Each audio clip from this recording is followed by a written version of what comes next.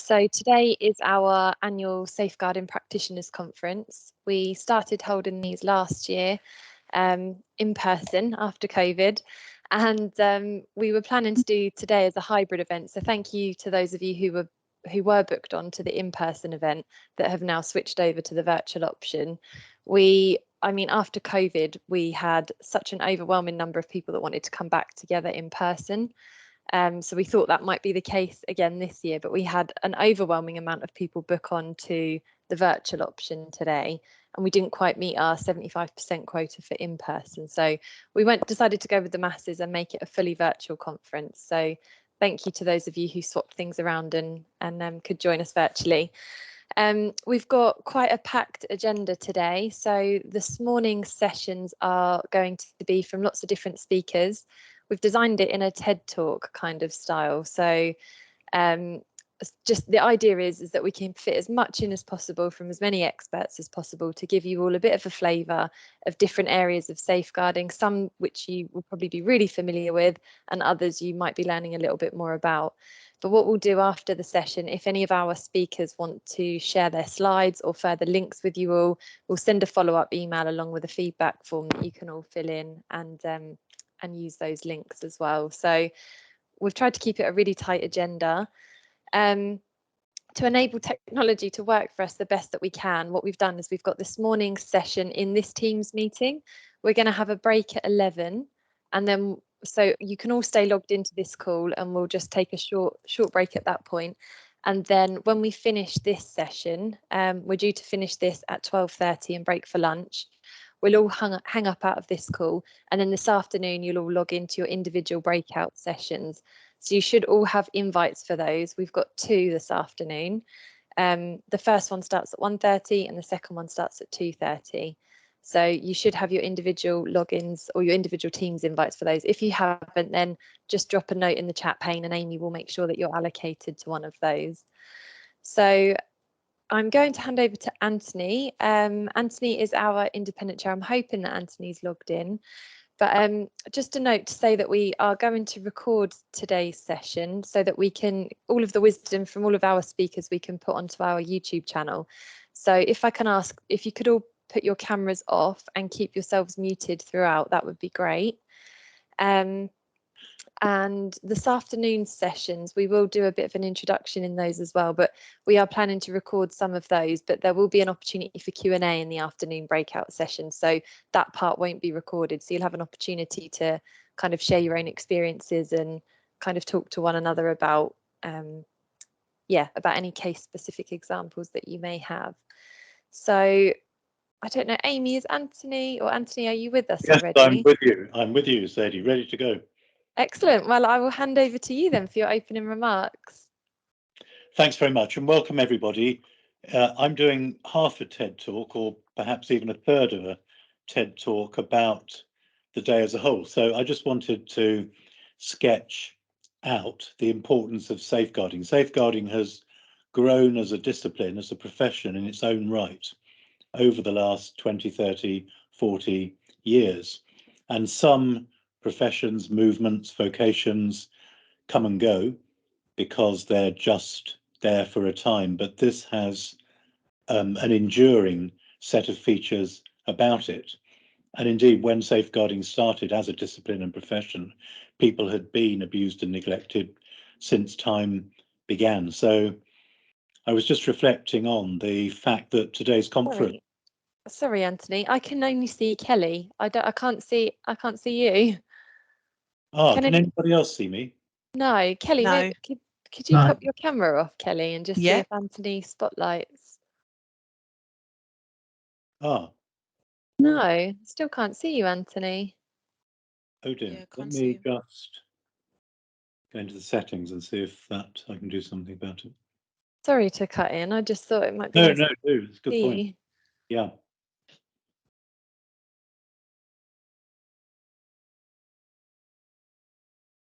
Is that any better? No. We might have to go without the video option. No, I'll go back to the screen. It's a webcam. Hang on just a sec. Okay.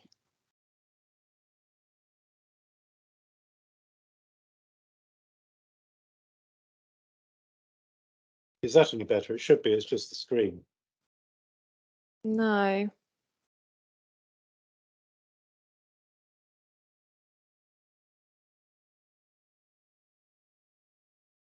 Support.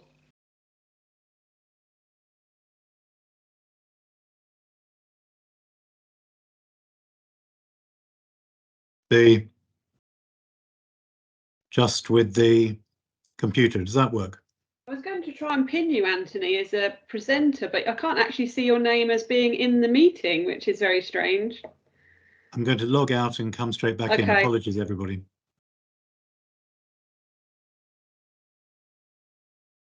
Just while we're waiting for Anthony to come back, there has been a slight change in the lineup this morning.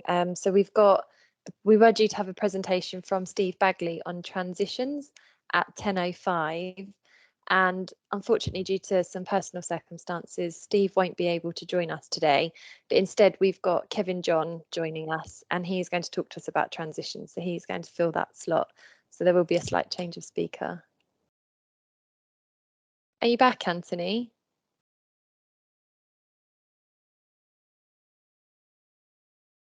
I'm hoping so. Can you see and hear me? Yes, Is that you're okay back now? and we can see you.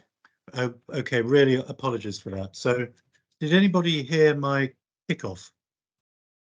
Yes. You could hear me all the time. Okay, then I'm just going to carry on. What I was saying was effectively since I started this important work some decades ago, some of the issues on the conference agenda today just weren't understood properly or even invented as concepts. So professional curiosity, transitions, exploitation, words we take for granted just didn't exist. So we had the inklings of an understanding about what might be going on for people, but a really minimal recognition. And that's one of the real positives. And that's helped us to, all of us in different professions, develop strengths-based practice in safeguarding, because there's a huge difference between the public view of safeguarding and what's actually carried out. And I just wanted to mention two recent cases, the serial killer,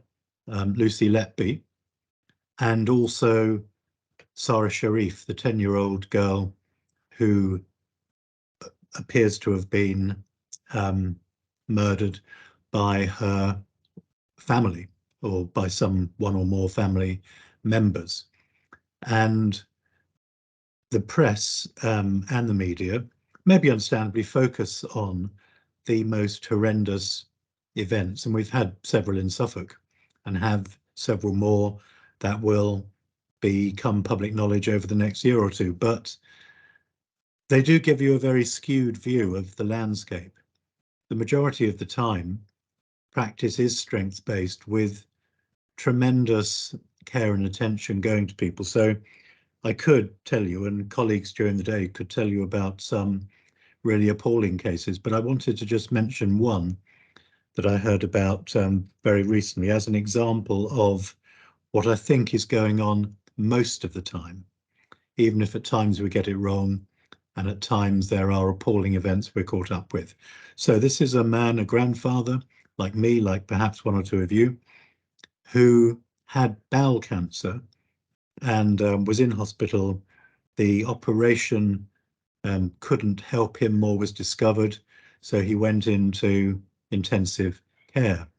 He was asked by the nursing staff what did he, how did he want to spend his last few days, which was a discussion that I don't think would have taken place 20 or 30 years ago.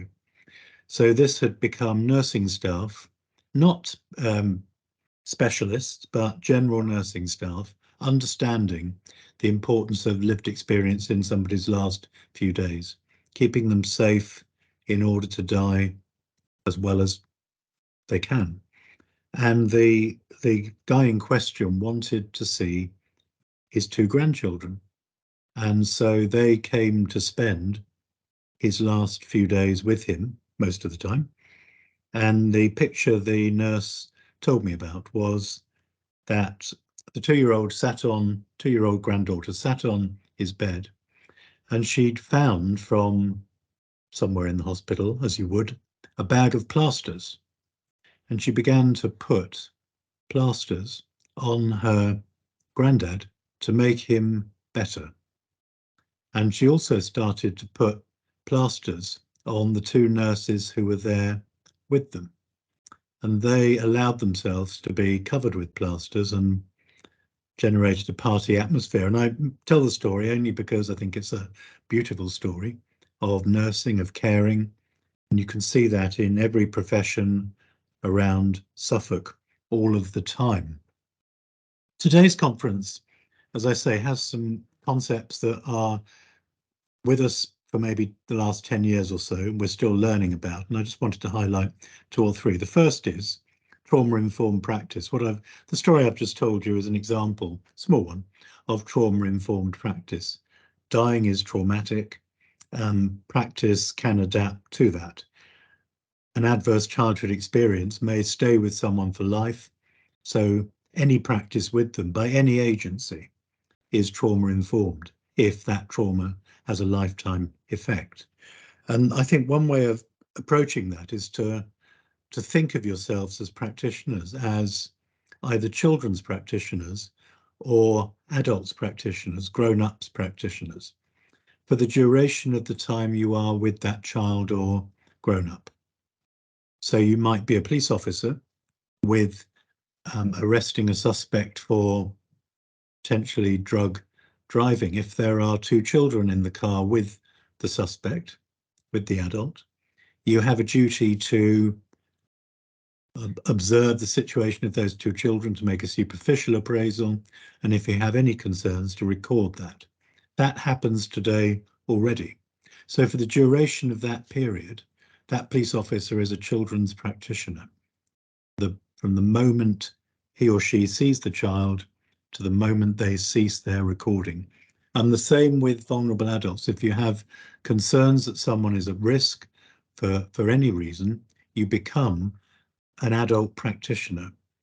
Even if you work in an FE college, if you work in a care home, your main way of thinking about your own work is as there for that person.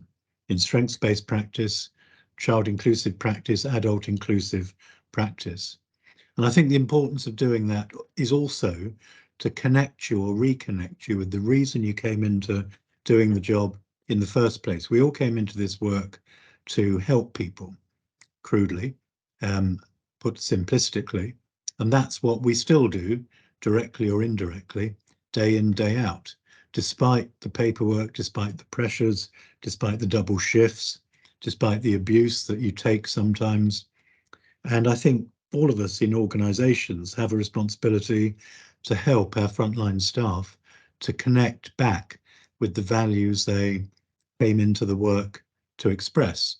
So the importance of the conference, as Sadie said, we hold it annually, and we've had other events, training events and the like, which come and go, but we wanted to make an annual practitioners conference a fixture in our calendar, and hopefully in yours, to celebrate practitioners and to celebrate their practice, and in a small way to help inform their practice and to help them self-regulate and improve their practice. The best improvements come from self-regulation, and I hope today you have some material which you find useful. So back to our host for the morning and day, Sadie.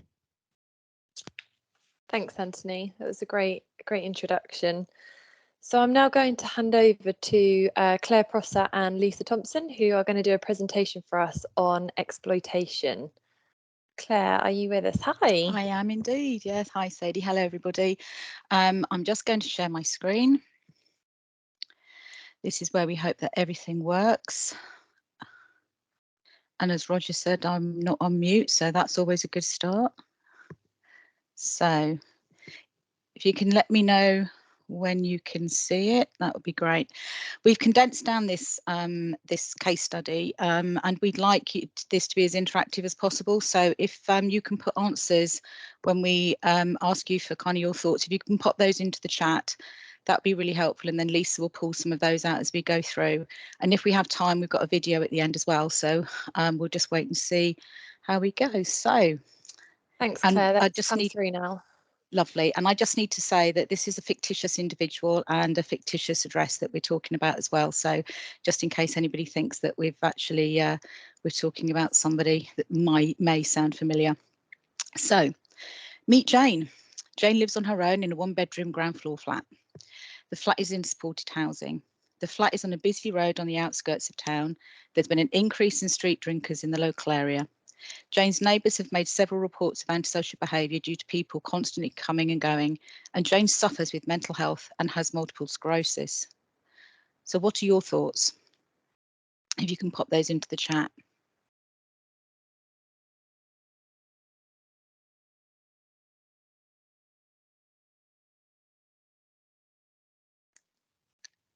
So the first response is cocoon, vulnerable.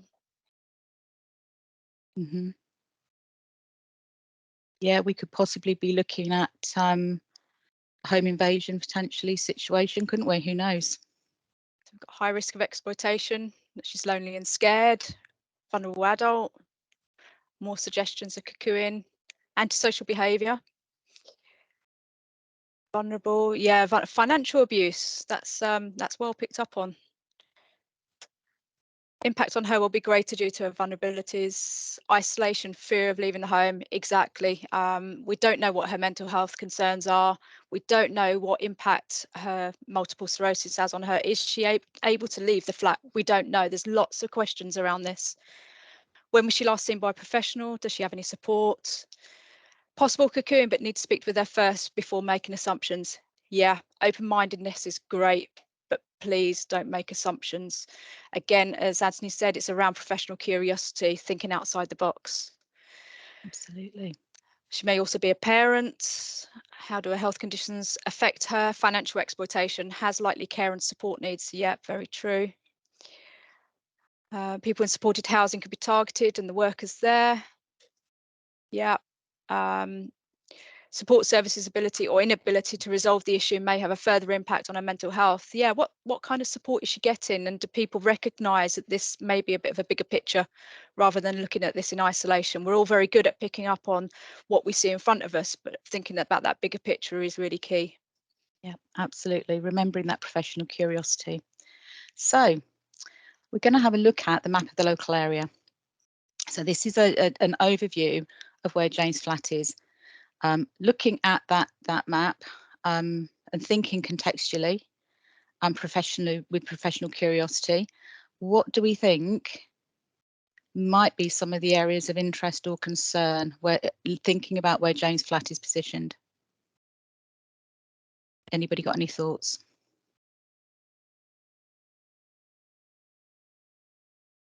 So first one, train station, pub,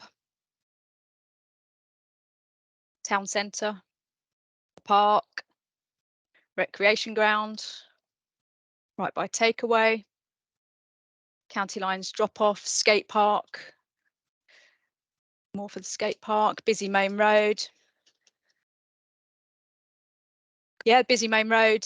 Would anybody actually notice if there were people coming and going? Possibly not. But also on the flip side of that, is there CCTV around that location?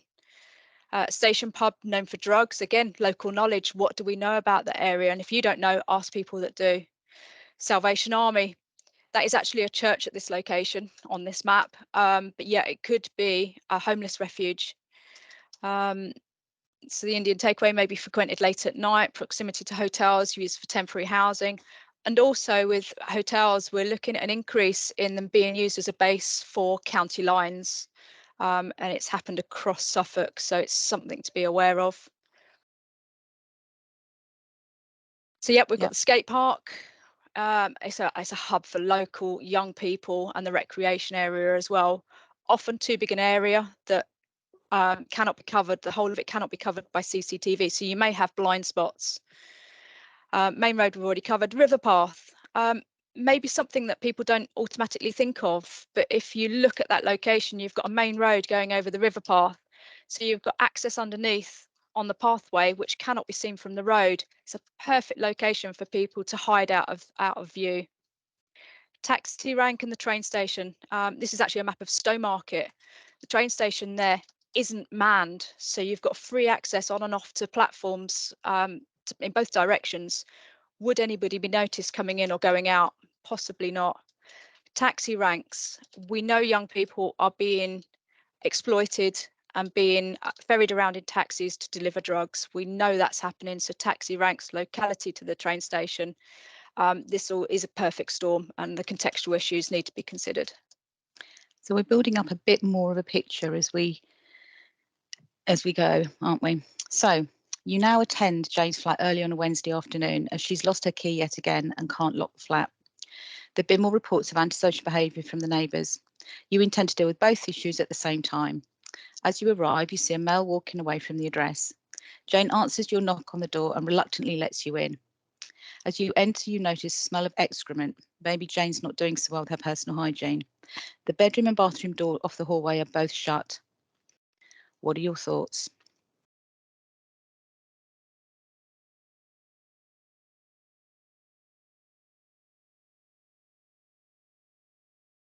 What are you now thinking when you're in that premises? The first one is the keys have been taken. Who else is living at the flat? That there are others staying in the house. Personal safety, yeah, that primary, your safety over everybody else's. If you're going into this location, you need to keep yourself safe. Is the smell from her, or is that an assumption? Again, that's questions that we don't know, or answers that we don't know. Has the flat been taken over? Do they suggest someone else is living there? No keys, someone else is staying there. Trap house. Who was the male? What has been put down the toilet? Is it blocked? Cuckooing, is there a decline in her health? Early signs of self-neglect, safeguarding referrals. Has she really lost her key? Who else is there? Are they a risk or at risk possible sexual assault? Yeah, some really, really good answers. So the situation around the key was actually raised to us by housing, who said that they've got some real concerns with individuals that keep losing their keys, that are vulnerable and potential cuckooing situations. The flats are taken over, so it's a home invasion. Cuckooing is a bit fluffy. It's a home invasion. It's somebody going into your own home. They're taking the keys, so they've got free access. Has she got enough money to pay for her bills? Has she got gas, electric? Where's her money? Yeah, really good point. Again, is there actually electric in the house? Is she actually able to look after herself in that respect? Are the keys lost from her mental health illness? Yeah, it could quite well be, but also could it be something else? So antisocial behaviour from neighbours. Have the neighbours been spoken to slightly wider than the ones that are reporting the antisocial behaviours? Do we know exactly what's going on? Have we got different perspectives from different neighbours? So you see the male walking away. Is he a carer? Is he a friend? Is he a relative? Or is it something a little bit more sinister? It's just those questions would need to be asked. So we've built up a bit more of a picture of what's going on, maybe outside of Jane's environment and then internally within the flat. So you move a little bit further into the living room and this is what you see. So what are your thoughts on this situation?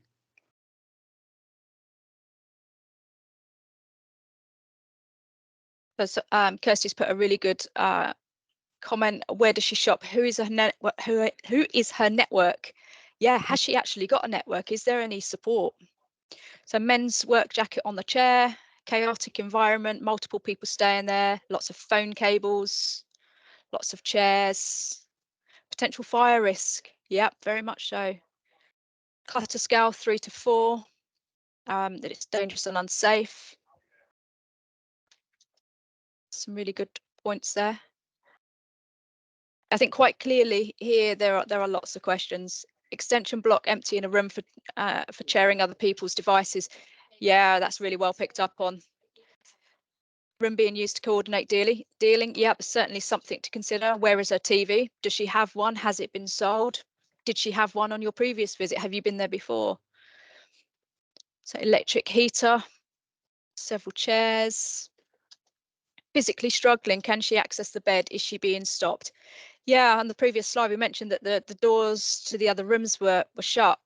Who else is there? Is there anybody else using those rooms? Again, your safety would be paramount in this situation. Is she alone, or is there somebody else staying there? Multiple soft drinks cans everywhere, suggesting multiple people. Yeah, looks to be living and sleeping in one room. Why? With Kukui stroke home invasion, the people that invade these premises often take over the person's bedroom, and that person is forced out to sleep and live however they can.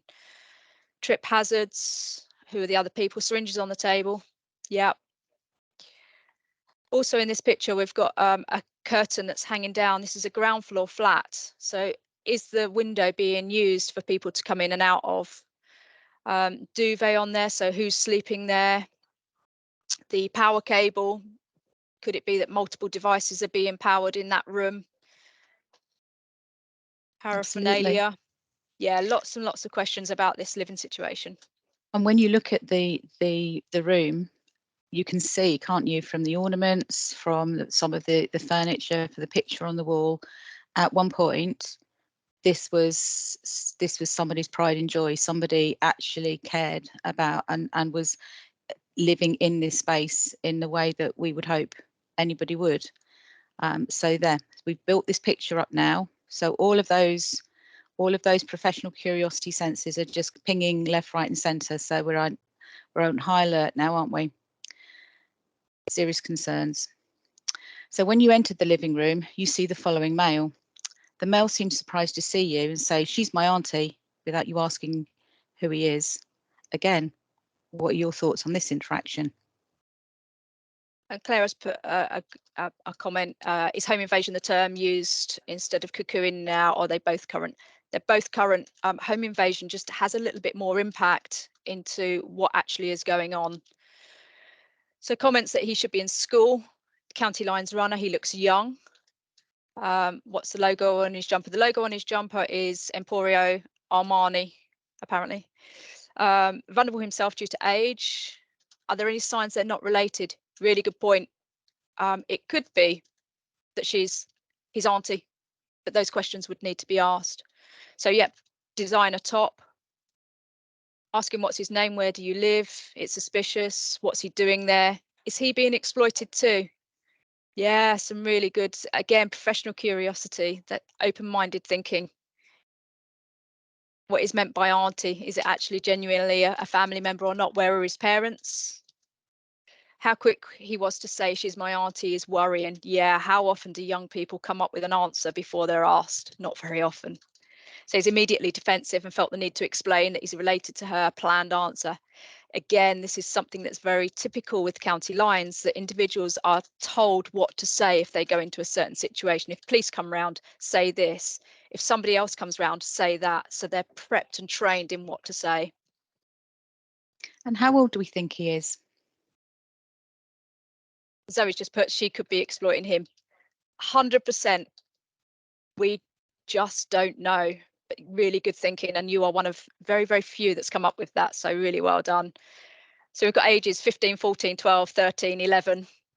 Yeah, he's pretty young. He's, if in doubt about any age, treat as under 18. Spot on. Yeah, 100%. Adultification is a real issue.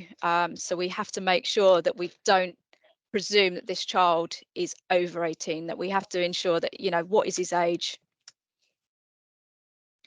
Just given a 5-minute heads up. Thanks, Sadie. Yeah. So another male then appears through the unlocked front door with a takeaway. You notice that there are several empty takeaway boxes on the living room table. He says, "All right," and gives the other male some of the takeaway, but doesn't give anything to Jane. He appears more confident than the other male.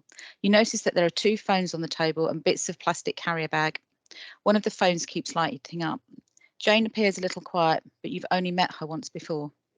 So, what are your thoughts or concerns? What do you do next? And are there any powers that you can use?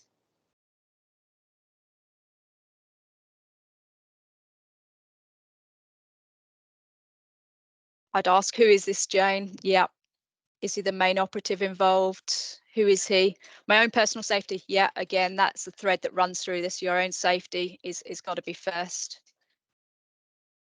Partial closure. Yeah, certainly a consideration for this situation. Cocoon, call the police, MAF to adult social care. Yeah, Claire, really good answer. And also, how old would you suggest he is? Leave and call authorities.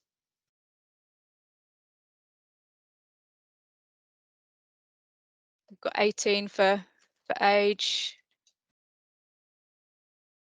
15, 16. Try and speak with her separately.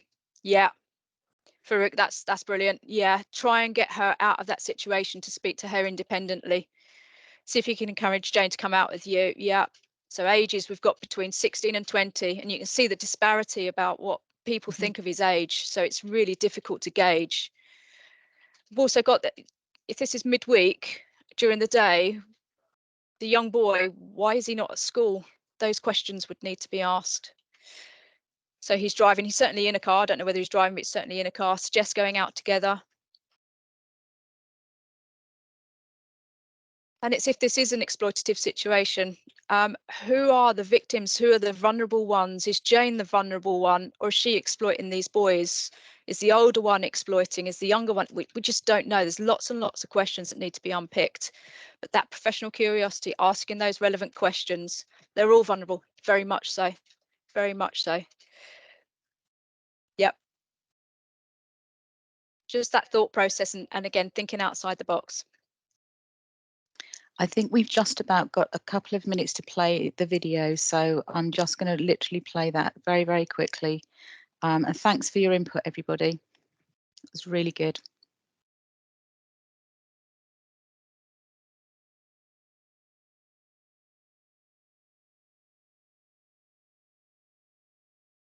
Not playing, Claire. I don't know if you've Playing for me. It's playing for me. I've got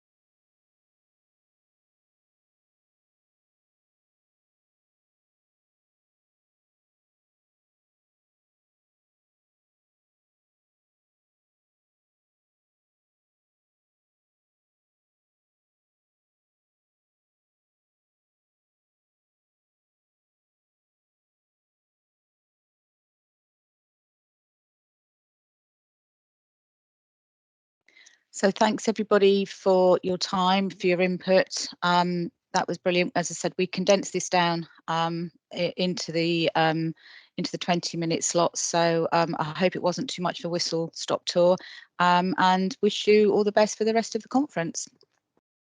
And we'll make the video available for those that weren't able to view it. Sorry about that. We have had problems before with, and we don't know why the problem, but we'll get it sent out. No, Teams likes to mess about sometimes, doesn't it? So thanks everybody. Take care. Thank you. Brilliant. Thanks, Claire and Lisa. That was a really informative presentation, and it certainly got me thinking quite a lot. So yeah, thank you for that. So I'm going to hand over straight away to Kevin John, who is here with us today to talk about transitions. So welcome. Over to you. All right, let's hope this decides to work today.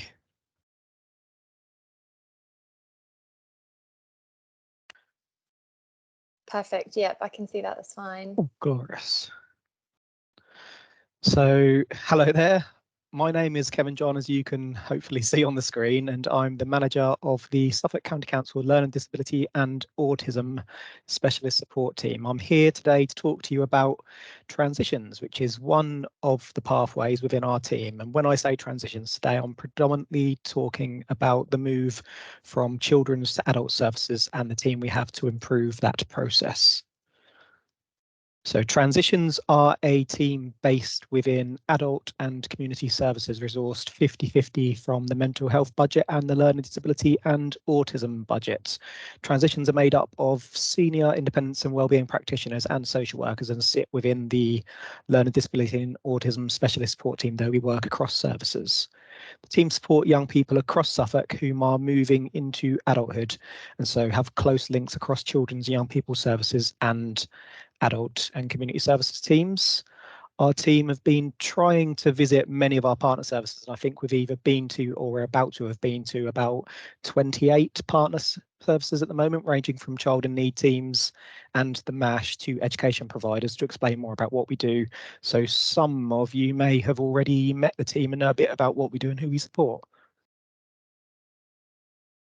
So who do transition support? Transition support young people, generally aged 16 to 24, whom have a diagnosed learning disability, autism, or whom are allocated to a secondary mental health team, such as a Norfolk and Suffolk Foundation Trust integrated delivery team. Our most frequent referrals tend to come from CYPS Leaving Care, education providers, CYPS Child in Need teams, health services, and the young people and family themselves. Referrals either come through customer first or they come directly from the CYPS teams through contact with the team and a subsequent Care Act consideration and transfer form, which is a process on our much beloved recording system. Young people without a diagnosed learning disability, autism, or current mental health support are still entitled to an assessment if they have or are likely to have a primary need, such as physical disability, learning difficulty, or brain injury, which results in a need for support. So in a nutshell, this is people with a physical or mental impairment or illness who, as a result of that condition, are unable to achieve two or more of the specified outcomes within the Care Act 2014, resulting in a significant impact on their well-being. I've added a little flowchart here completed by our transition senior practitioner, Jasmine Parkinson, which signposts at a glance where referrals may go for people in different circumstances. We'll talk about this more a little later, but again, in a nutshell, referrals move on to an area mental health, learning disability, or integrated neighbourhood team when there are eligible needs. We like to know about potentially eligible people in ACS transitions from around 16 years of age, so that we can identify when completing our assessment would be of most benefit and ensure that ACS are in a position to support when required. So what do we actually do in transitions? The very first thing we do when we receive a referral in transitions is triage. We explore the referral information itself, as well as relevant children and adult records available to us. We contact the referrer, we contact the young person, and if they consent, their family and other people involved. We want to know who is important to the young person, what they're good at, what they enjoy, what they'd like to be involved with within their community, and ultimately what they'd like to achieve. We send out a self-assessment pack to help identify these areas, and that also helps us identify when we need to get more involved with a young person.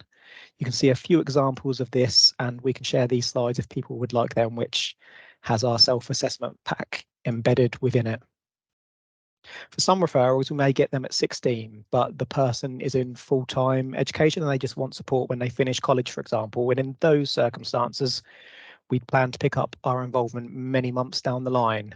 For other people, they may be in crisis and moving placements at 16 or 17, in which case we'd be very keen to link in with the involved children's teams to try and dual plan, so that, for example, if someone is moving into their placements, we wouldn't want them to need to move again when they turn 18, which can happen due to many children's providers not having the required registration to support adults and vice versa. A lot of our work at the moment is around identifying potentially eligible people. We're looking at formalising a mapping process with special educational need providers, as well as our own internal Suffolk County Council teams, and there will probably be further avenues we explore in the future. Once we are involved, we begin by looking at short-term enablement. That can cover a large number of areas, and our first goal is to support people to be as independent as possible and reach their potential. We may signpost to services who can support someone to get into employment, or look at travel training to help someone to get to the places they want to get to. We may look at digital technology such as pen readers to help someone manage their correspondence.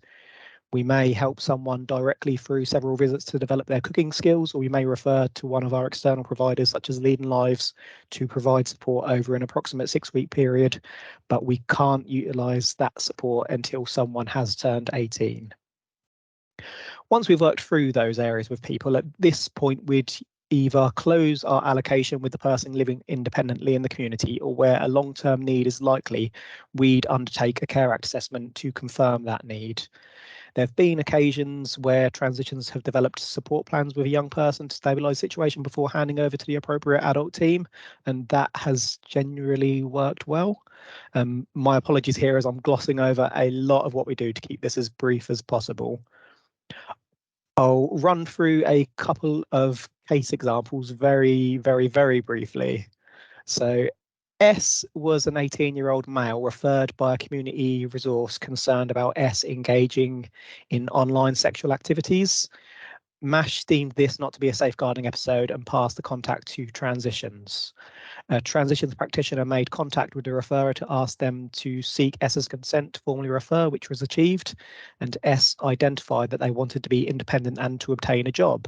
Short-term support was implemented with Leading Lives and Multiply Suffolk to help S to learn to budget, develop household skills such as cooking, cleaning and washing clothes, and to ultimately obtain that job.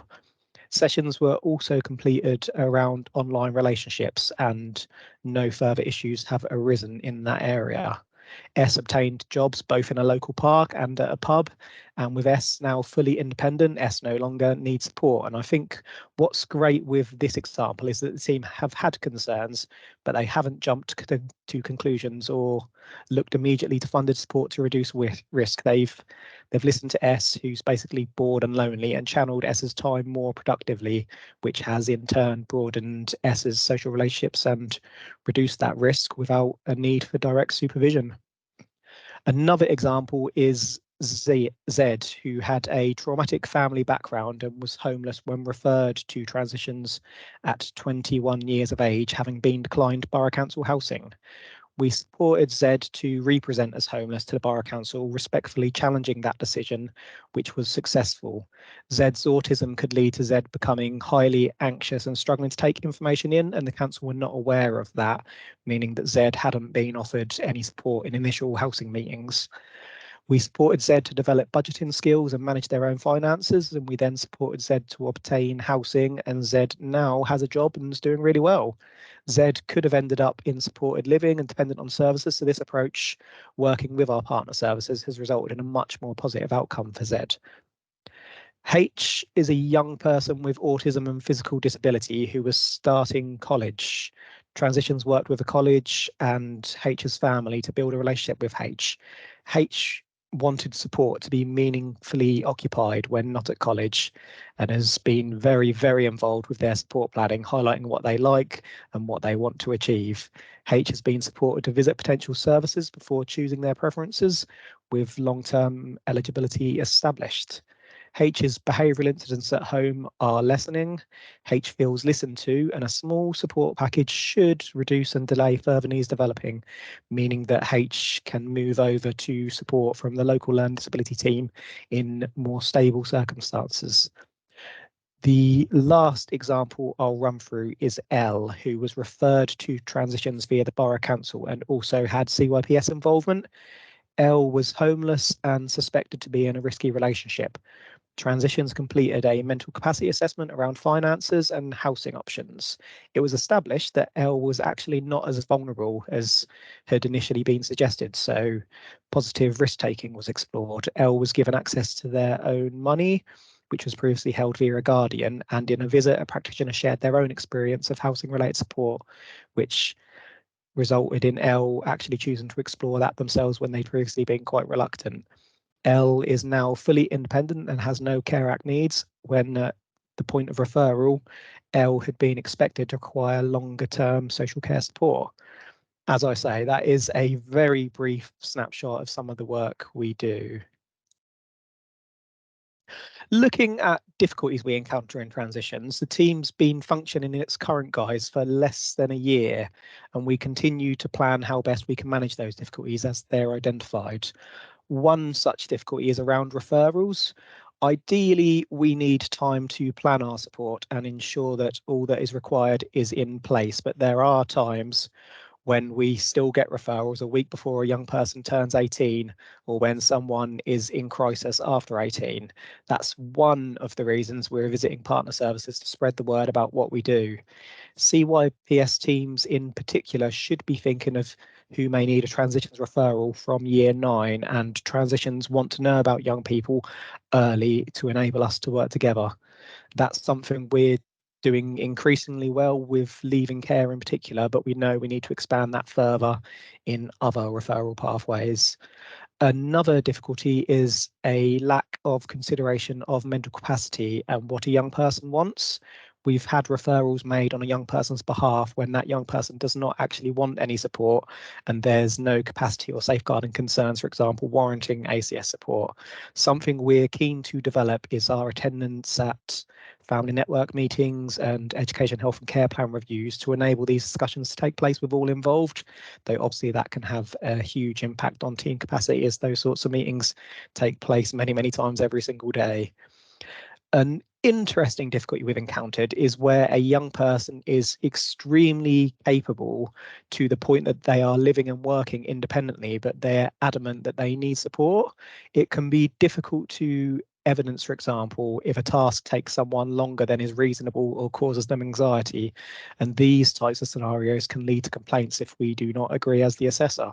Equally, some people are very, very able but do experience high levels of anxiety and may be very vulnerable, and a small amount of support could be the difference between managing that vulnerability and circumstances significantly worsening. So it's a difficult balance getting that right. Occasionally, transitions have received referrals for a 16 and 17-year-old, whereby the referral is actually for immediate support or due to an immediate concern, and those referrals need to be made to CYPS until the young person is 18. I mentioned earlier that Transitions is dual funded through the ACS Mental Health and the ACS Learning Disability and Autism staffing budget. This means that the team is just not resourced to support people not meeting that criteria, though again, that is not to say that those people do not need a service. In the future, we'd absolutely love to develop Transitions into a single offer for the whole of ACS, but obviously that can't happen overnight. Positively, we've been building relationships with other ACS services, and we have integrated neighbourhood team operational management attending our monthly leave and care mapping meetings, which helps us to ensure that we're picking up some of our hardest to reach and most vulnerable young people in the right places. And finally, because we've undergone so much change and we continue to amend our service, we have a bit of a current lack of up-to-date guidance, though we are aware of this, and it's something we're working on with our quality assurance and professional development team, as well as with CYPS. We also plan to improve information out there with Activities Unlimited and through our local offer. Because we are a developing service, this also gives us some flexibility in adapting to meet gaps in our service and to develop our own processes. For example, as I mentioned earlier, we have a process where we meet with leave and care services to ensure that ACS are involved where we need to be with that vulnerable group. That process was initiated by the Operations and Partnership Manager for Mental Health, Joe Bailey, in large part in response to learning from a young man's circumstances which led to a safeguarding adults review in 2021. And we've continued to develop that process and achieve positive outcomes. I think an area where we could probably develop that process further is in capturing the young person's voice at the point that professionals raise them. early referrals do support ACS in mitigating risk to an extent, but I also wonder whether there are further gaps in co-working, specifically around young people with active safeguarding inquiries, for example. The team have been meeting educational providers to map yearly education levers, and we're currently developing a similar mapping process with the Disabled Children and Young People's team, and we want to widen this to child in need teams in the future to give us a defined area for discussion on transfers that fills a different need to the current CYPS transitions panel. Hopefully that gives you a bit of an overview of who transitions are and what we do. The biggest takeaway we want to get across today, though, is that if you have a potentially suitable referral, even if you're not sure, we want to hear from you. Right, that is pretty much everything that I needed to cover today. So I'm now going to hand over to Tracy Murphy, our Children's Professional Advisor with the Suffolk Safeguarding Partnership, to talk to us about a recent child safeguarding practice review before we open up the floor for any questions. Thanks, Kevin. Can you just move that slide? Yeah. Thank you. Already done it. Great, thank you. Yeah, we just wanted to add just some little detail really on a case that we had into the partnership. Annika is not her real name. That's the name we've given her as part of the report and the review that was done. And you've got the details there. She was 17. She had autism. She had a learning disability, and she couldn't communicate verbally. Living with her mother. This case actually happened during COVID, which probably explains some of the complications and the issues that arose from it. Yeah, her mother had difficulties in meeting her needs. She kind of struggled to meet her needs. She was attending an FE provision, and she had an EHCP, Education Healthcare Plan. And how she died, sadly, was that she had a serious infection caused by her PEG tube receding into her stomach, which, as it says there, she resulted in peritonitis and fatal sepsis. So that was, yeah, really unfortunate and sad. Could you put the next one up, Kevin? Thank you. Yeah, so it's really that this case had some issues around transition and Annika moving out of school into further education. As you can see there, she basically lost her support and oversight, which was provided by the health service that she would received at school, and the school nursing service do not currently.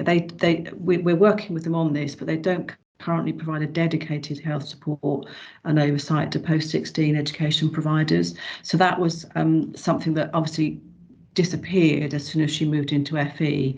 And risk assessment of her move from school to the FE provider wasn't undertaken, and her EHCP identified that there was a need for an adulthood plan, but unfortunately it wasn't commenced before she died. So those were the kind of issues. The Ipswich Hospital, we discovered, well, the report writer discovered that didn't have, and I don't think still have, a consistent age where paediatric to adult transfers complete. So there's no consistent age where that happens. But as it says there, the hospital has actually appointed a specialist post to assist with that, with managing transitions, which is a really positive aspect of this case. So the recommendations that relate to the transition are the two that are identified there, which is really that is considering the remit of the school nursing service to include post-16 young people in FE settings where they have a disability and where they have health needs, and for health, education and care to actually review their transition arrangements where they're moving into adult services. And there's the report writer put an age where he thought that should commence, which would be 14. But those two recommendations, we're still working through those at the moment with public health and with health, education, etc. But it was just to give you a snapshot really of a case, of the issues that came out of a case that was a really quite complex case around transition. Okay, thanks, Kevin. No worries. I think we're there. Did anyone want to fire any questions at us while we're here? Be kind.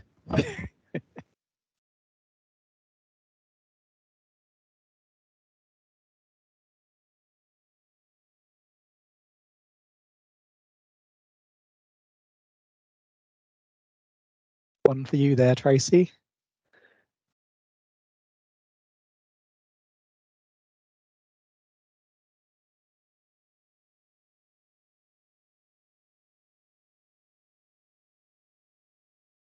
Yeah, sorry, the consistency about health.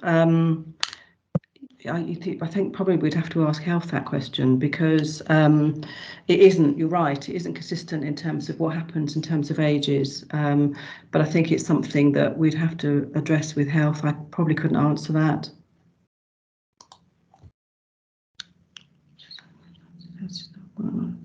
Yeah.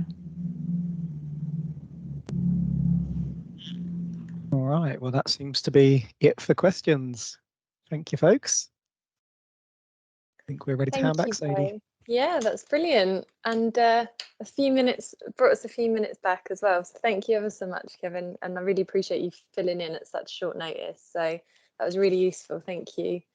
So next up, we have got a presentation on youth violence from Fiona Ellis from Survivors in Transition. And this is all around impact of trauma. So Fiona, are you with us?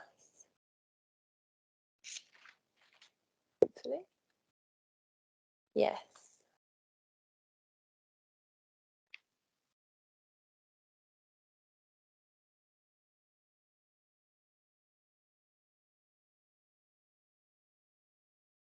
I did just see Fiona's name pop up, so I think she is here, but perhaps having some technical issues. So we'll just give her a second.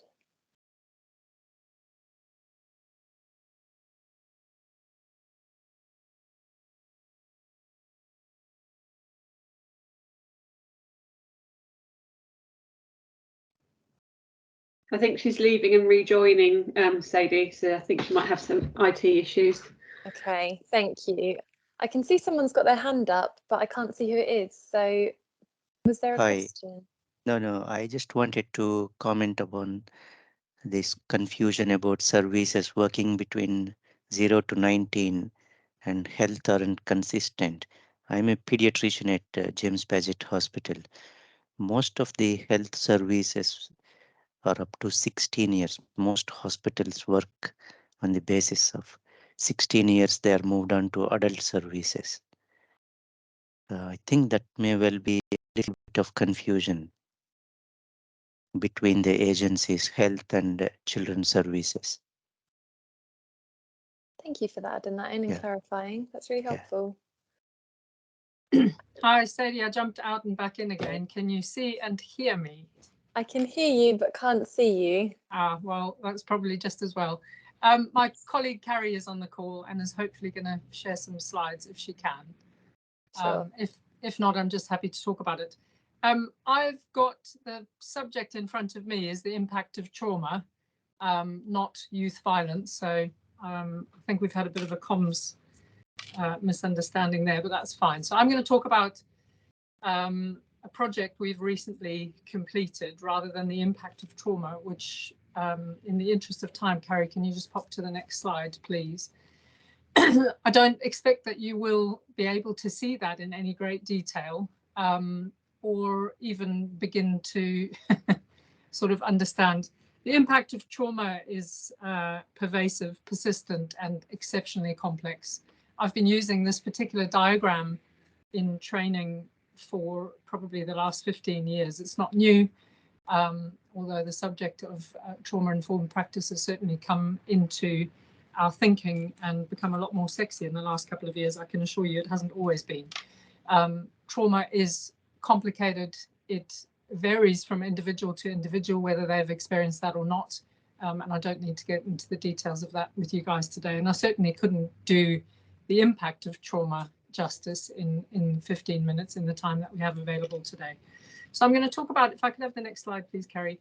I'm going to talk about a project we were commissioned by the SNE ICB last year to undertake, which was an intensive trauma-informed training pilot, which we undertook. We'd been thinking about doing this, and I think, you know, one of the concerns I heard Anthony reference trauma-informed care and trauma-informed practice at the beginning, and I think it's something that's come into our consciousness in the last couple of years.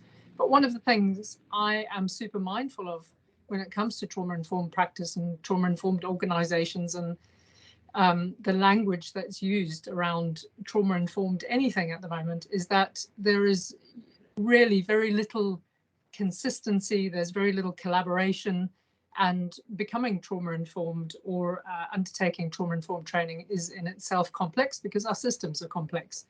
I've come into contact with practitioners who've been on a half-an-hour trauma-informed training online and consider themselves to be trauma-informed. We wanted to produce something that worked intensively with a small number of organisations over a long period of time to take them on the journey of becoming trauma-informed, acknowledging that that is, you know, moving away from kind of a trauma awareness type training, which lots of people have now been on, into something much, much longer term. So we were commissioned by SNE to develop the pilot and run it over a year. The initial thoughts we had when we were sort of collaborating on this and coming up with a model for it were that it, firstly and foremost, it would be about safety, and it would come from a strengths and solutions based perspective. It was designed to increase peer support and collaboration between peers and organizations, as well as increasing what we would consider peer support between service users, stakeholders, and organizations and professionals at the same time. What we hope to achieve more than anything through it was to create a ripple effect within not only organizations but the wider system. And I'll touch on the evaluation a bit later and show you that how we've managed to do that in a very small way. And lastly, the main objective we had was to create trauma-informed champions who would start to support each other in a kind of peer mentor way, and a community of practice around trauma-informed care that we could get into and dig into a lot more of the detail around trauma-informed care. So we embarked on a pretty robust and ready application and readiness process, which was open to anyone from any sector to apply across initially Suffolk, but we obviously, as it was SNE funding, we moved that to Suffolk and North East Essex. We ended up with we had 19 organisations apply initially.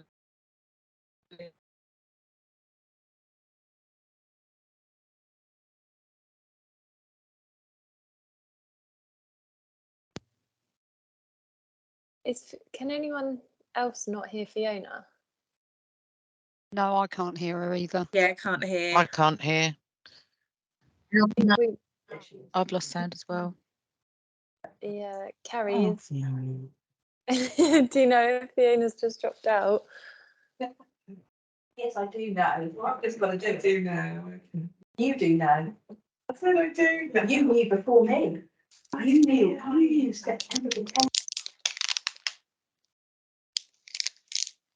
I'll just give it a second. Hopefully she'll rejoin. So it looks like she's still in the meeting, but maybe it's just a tech problem. Perhaps she doesn't know that she's dropped out. Can you, it appears that I'm having some technical issues this end. Am I back? Yes, you're back. Awesome. Sorry about that. I have this problem when I join anything Suffolk County Council from a separate provider. Sometimes it causes some problems. So I'll just quickly run through that again. We went through a really robust process at the beginning in terms of the application process. We had 19 organisations apply, and we spent a lot of time understanding their motivation, firstly, for wanting to become trauma-informed. That was very important that we understand that. It was very important that we got them to sign up and commit to a full year's training as an organisation, having multiple layers within the organisation represented within that training, right from senior or executive level all the way down to kind of administrative or reception staff involved in the project. So we wanted to understand a bit about organisations, how they were set up, what the governance around this was going to be, and that sort of thing. So we ended up with 6 organisations who came through that process, which included 3 voluntary sector organisations, 2 schools, 1 primary and 1 secondary school, and a statutory mental health provider. All of these presented different challenges in terms of they being very individual organisations who came through the process with, you know, their own sort of challenges. And we thought long and hard about including a statutory mental health provider. Obviously, they're a part of a much, much bigger organisation and system. But our feeling was, going back to that ripple effect, if we could start to make some changes around trauma-informed care within a team, within a large organisation, we wanted to kind of trial that and pilot that and see how that went. So through the year, we offered 4 full days training to what we called our trauma-informed champions. Each of these organisations put forward at least 6 members of staff who, for the main part, 90% of those stayed engaged through the process. Some of them fell away because they left jobs and various other challenges within the organisation, not limited to organisational operational pressures, taking that into account. We ran 6 community of practice sessions throughout the year, which included, you know, bringing in this element of kind of peer support and talking about how people were able to implement this within their teams, what difference it was making to, particularly to service user and service delivery. And key to this as well, we've developed and piloted an auditing and action planning around implementing trauma-informed practice within an organisation. And we held 3 sessions with each of the cohort to look at those from an individual organisational basis. We also offered support and consultancy in between these sessions, and we're in regular contact with the cohort throughout the time. We've recently had the independent evaluation undertaken by the University of Suffolk, which will be made publicly available in the next couple of weeks. If I could have the next slide, please, Carrie. Brief overview. Most of you who are aware of trauma-informed practice, I'm not going to go into the principles in any great detail, but just to raise awareness of them.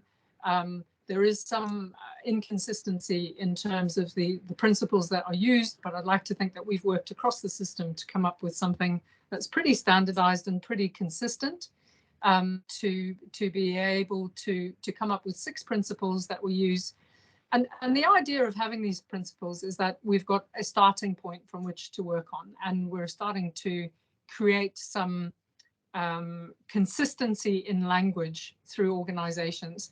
But what we learned early days in the project is that each of these, what are pretty vague terms, pretty woolly terms, pretty abstract terms, mean different things to different people in different situations.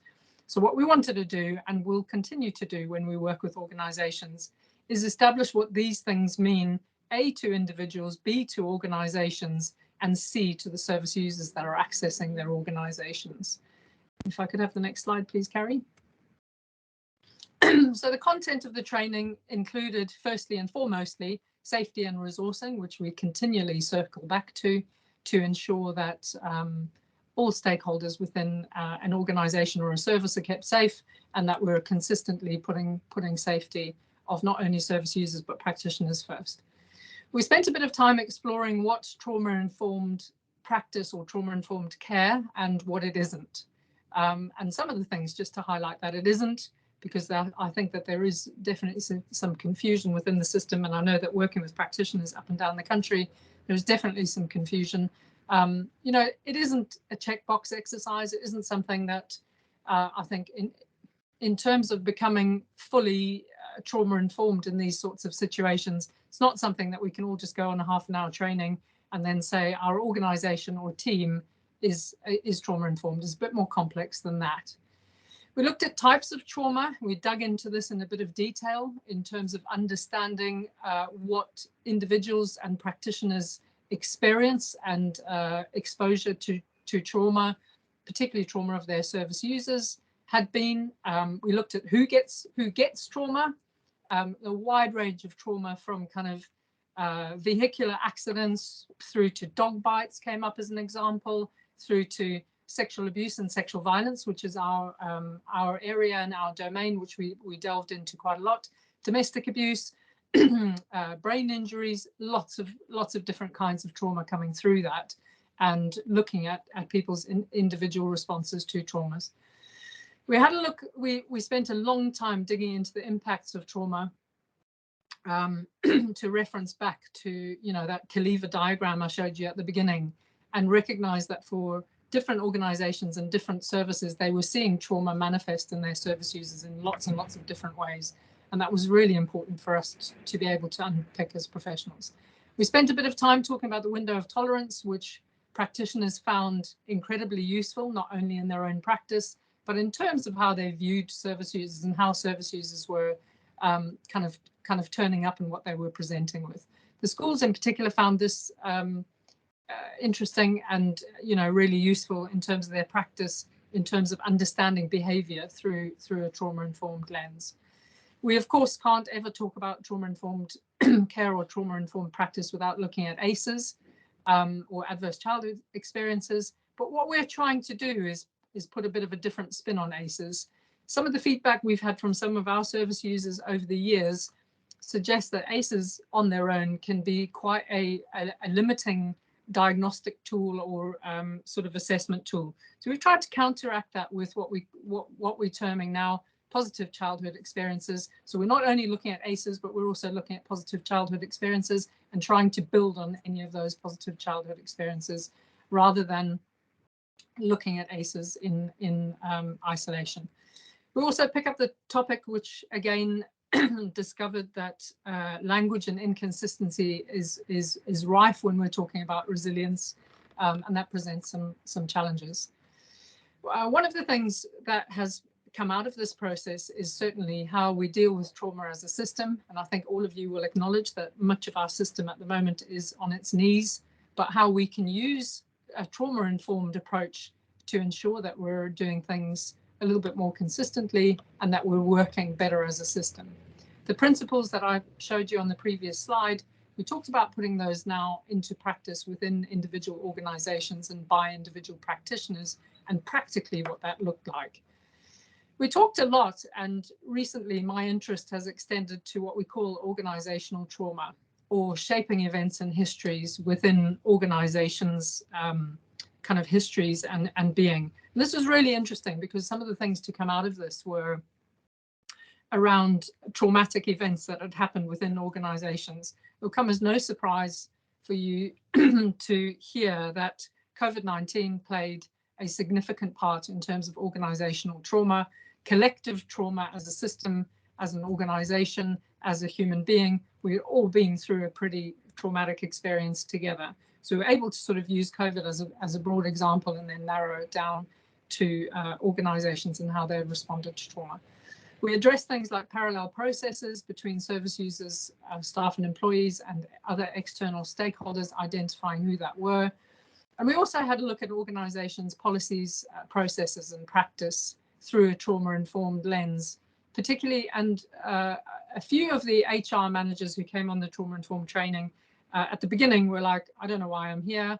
By the end of it, absolutely said that it had transformed the way that they were running HR within their organization in terms of having reviewed particularly employment policies and HR through a trauma-informed lens, which is going to make a difference to their workforce longer term.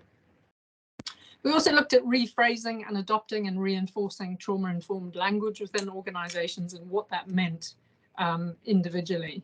So complex training content over a long period of time, using this very much as an interactive process rather than us just delivering a series of training products to people, trying to make that as interactive and understanding organizationals' individual responses to all of these things. If I could have the next slide, please.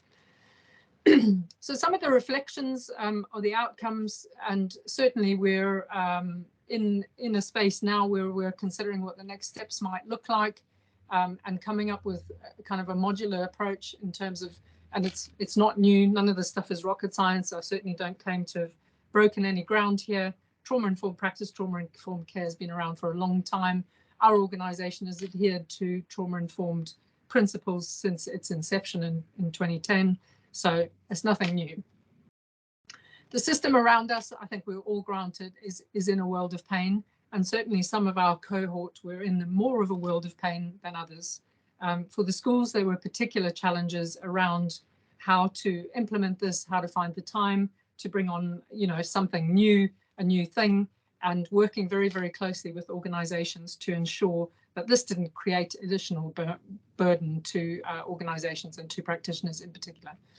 One of the strong things to come out and the reflections from cohorts is that trauma-informed practice can be seen as a healer, not only for individuals and practitioners, service users, organisations, but for whole teams as well. This can really bring teams together in terms of problem solving in a unique and a different and a positive way.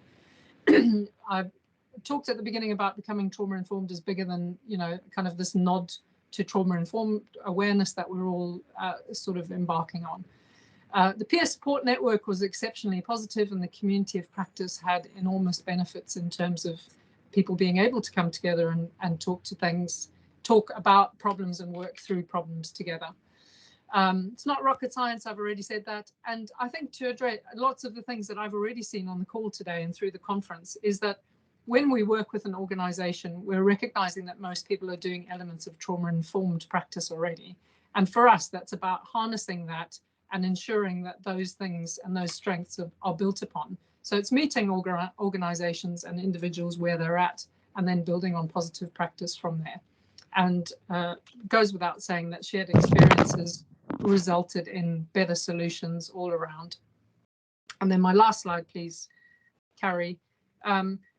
Lastly, I just wanted to give a nod to kind of safeguarding through a trauma-informed lens, because this came up time and time again for organisations. Fiona, we've reached time, but if this is your last slide, then it's my last slide, and I'm going to whiz through it, Sadie. Thank you. I think one of the things we recognise is that some processes, and particularly some assessments, and we delved into particularly the DASH assessment form, recognising that some of these things can be re-traumatising by their very nature. What we did with organisations was work really hard to limit this and adapt things obviously appropriately by still gathering the information we needed, but doing this in a different way that wasn't re-traumatising for the service users. We worked hard with organisations and individuals to develop therapeutic relationships that were based on trust. So kind of turning things on their head a little bit, recognising that trauma for most people that we come into contact with, certainly within our organisation, is related to a loss of control, and working very, very hard to empower the person or the individual at the core of that, to ensure that they're in a position to make choices and gain control, which ultimately resulted in a quite short period of time an increase in engagement and in recovery ultimately. That's a very, very quick whiz through. It's a subject any of you who know me know that I can talk about it for days on end. So condensing it into 15 minutes is a challenge. But any questions, I'll pop my details in the chat if anyone wants to get in touch for a bit more detail. Thanks, Sadie. And I know I've run you probably now into a world of pain in terms of time. No, I really appreciate it. It's such an interesting topic, and as you say, a very difficult one to squeeze into a short amount of time. So we really appreciate you coming today. So I'm going to hand over to Anthony, and I'm going to share my screen, Anthony, with your slides. And Anthony is now going to talk to us about gaming the system. Thanks, Sadie. Can you hear and see me this time? Yes. That's good. We've run over a little bit, and that's due to Fiona's really excellent presentation with some really stunning pictures, certainly in my mind, about what trauma-informed practice is. So I had 15 minutes. I'm going to try to do a whistle-stop tour of gaming the system in about 10 minutes. And Sadie, if it gets to 11, I'll keep an eye on the clock, but prompt me and we'll bring it to a close so we don't we don't lose time. Okay, so everyone can see these slides now. I hope everyone can see the slides now. Can you see them okay? Yes. Spot the deliberate typo. Right. Fiona mentioned trauma inside organisations, and I guess that's quite a good starting point. A paediatrician I know, talking about Lucy Letby, the serial killer, said he felt diminished by what she'd done. What she did was nothing to do with his practice, but it was to do with his world, his professional world. And many police officers report throughout England not just in the area it happened, in the Met, that the public have lost some confidence in the police with the series of cases like Wayne Couzens, who killed Sarah Everard. So these events are the consequence of people who lied and deceived in their criminality. So the gaming point I'm introducing to you is the seamy side of working with children, families, and adults. In that, although our practice should be strengths-based, asset-based, focusing on recovery, restoration, on well-being, and that is what it is most of the time, we do sometimes work with people who lie, deceive, and play games. That's both the people we work with in the community, who use services, and who we're trying to protect people around them, and also people inside organizations. So I'm going to say a little bit about that with the purpose of increasing recognition about gaming. Gaming isn't always about playing games and deceiving. It sometimes has its own purpose, which is entirely understandable. 2 examples. A woman in Suffolk who took herself onto the peak of the Orwell Bridge, which of course is a known place for taking your own life, and she stood at the apex of the bridge, not to jump off, but to wait for the inevitable police car, which did come, and which took her to a 136 suite, and eventually she had a mental health assessment. And her purpose for going there was to secure the assessment that she'd been unable to secure through literally weeks of requesting self-defining herself as an extremely difficult mental state. The second example is a care home manager who took a resident to A&E in order to get her an assessment and a service she needed that she had spent 3 months trying to get from the base of the care home as the resident became more and more distressed and more unsuitably placed. So both the care home manager and the woman seeking help were gaming the system, but because the system could not respond to the most serious needs at the time, which, as we've heard already this morning, as you know in your day job, is a sign of the times in terms of waiting lists becoming normalized, extreme delay becoming normalized, with sometimes some really desperate consequences. So here are some examples of gaming behavior. It's a frequent flyer in relationships at home and at work. So whilst we practice integrity and transparency in what we think and how we should act, and many colleagues, many people are like this throughout their life, there is no single deceit from the start to end of their lives. Unfortunately, that's not always the case. Deceitful behavior is commonplace. Job applicants who invent past achievements or qualifications. Many people puff up their experience. This goes way beyond it into lies and deceit. Claiming for work that's not been done.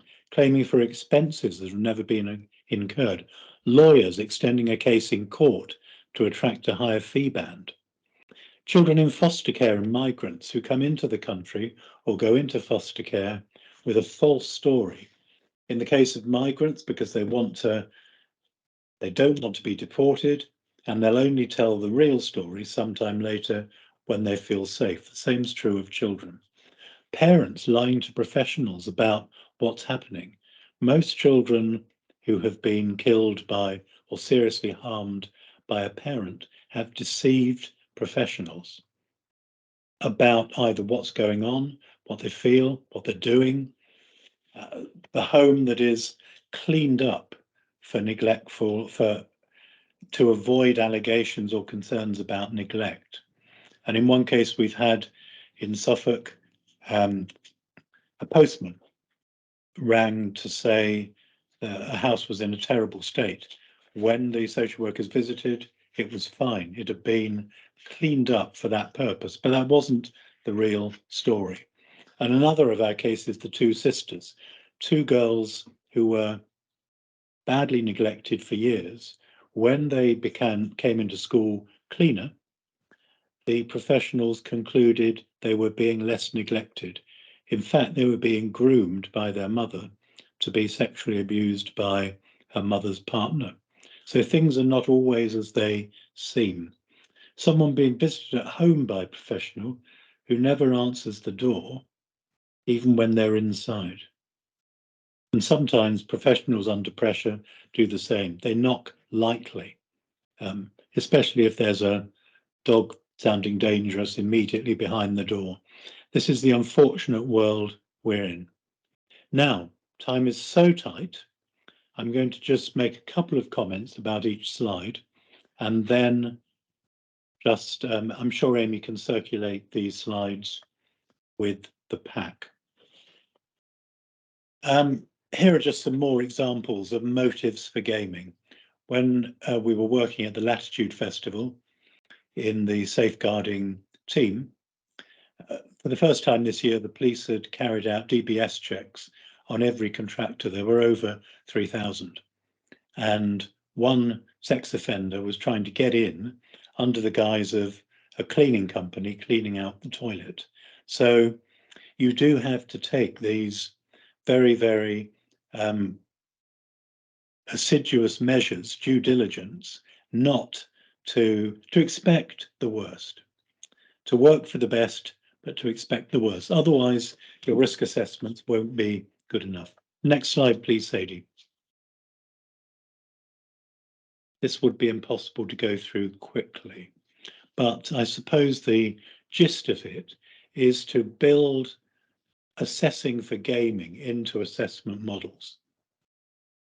You very rarely find any mention of people not telling the truth, of people manipulating you, fabricating evidence, unless there's a specific syndrome such as fabricated illness. And really the best assessment models do talk about this at some length to give their staff the tools to spot it when they come across it. Next slide, please.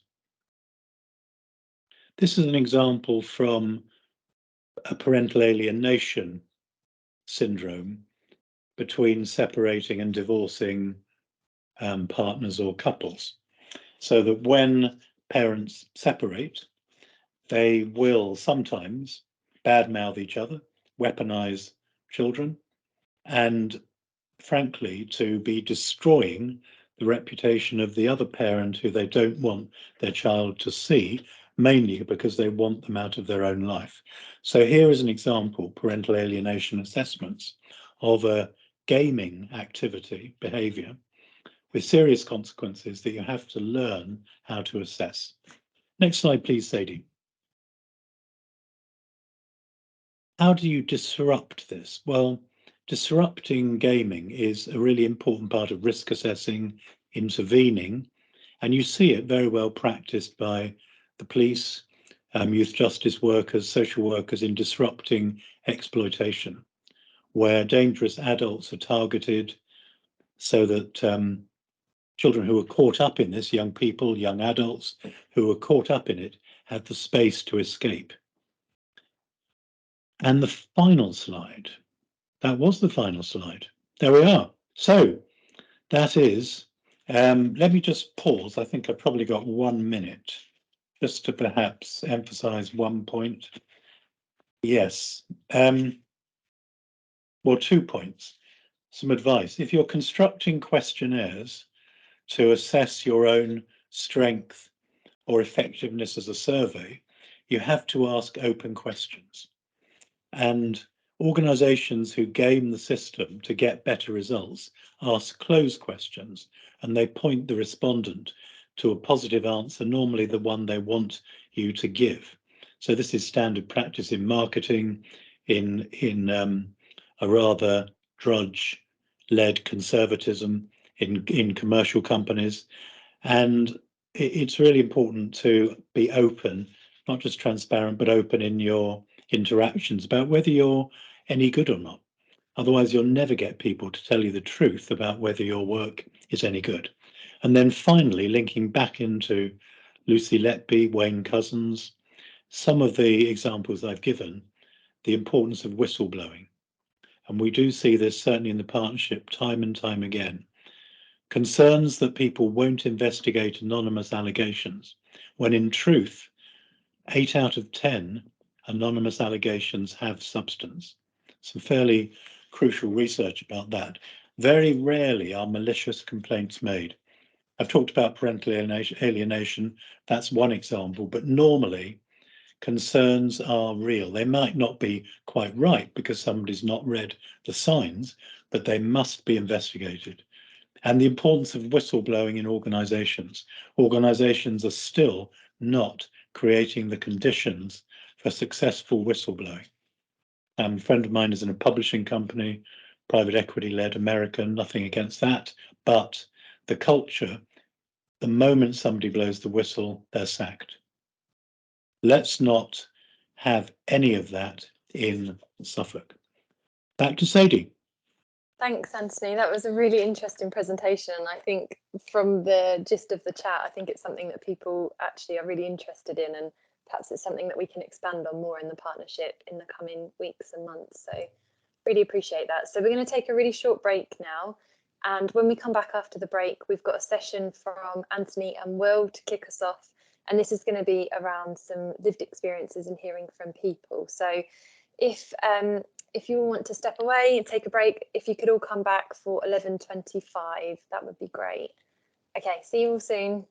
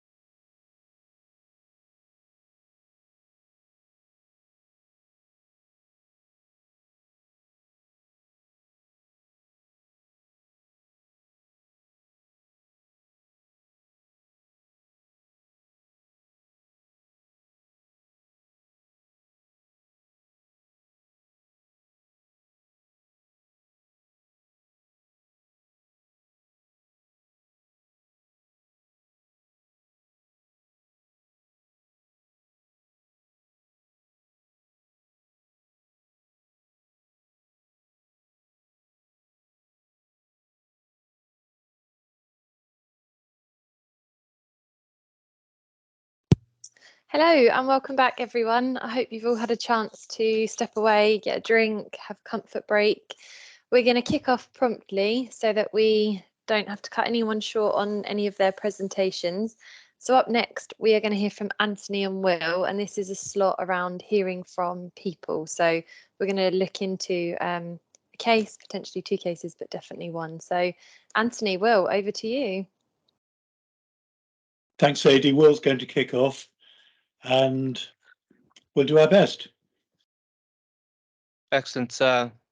Good morning still, everybody. I'm just going to play you a short clip initially around some family engagement work. I was asked to speak to the role I've undertaken over the last 11 weeks in post around the professional advisor role and the work that we're doing in the family engagement. So just a short clip, share my screen, fingers crossed the tech will work, and then I'll just give you a bit of an overview around the work we've done.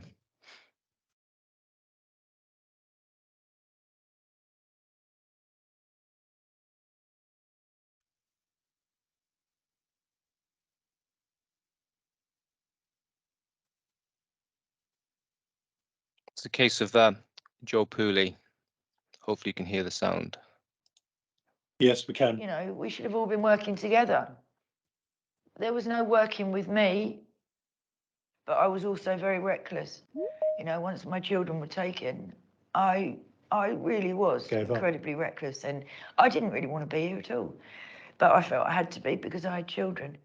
What do you say to professionals who say, well, you must have done some really awful things to the kids for them to be removed? Because how could they be removed from you? We try to now teach staff, even in these really fraught situations, to be compassionate, sensitive, to give full explanations, to give a lead-in time, all those things. What actually happened when they were taken? It was an us and them, a me and them. That's how it was. And I was just thinking when I was sitting in that room out there, how different it feels walking in here today, where I feel that people have some compassion towards me. I always felt hated by social services, looked down upon. He just seemed to be able to do anything and just get away with it. He didn't really see me as a proper mum. You know, he was trying to, but it was really difficult, you know.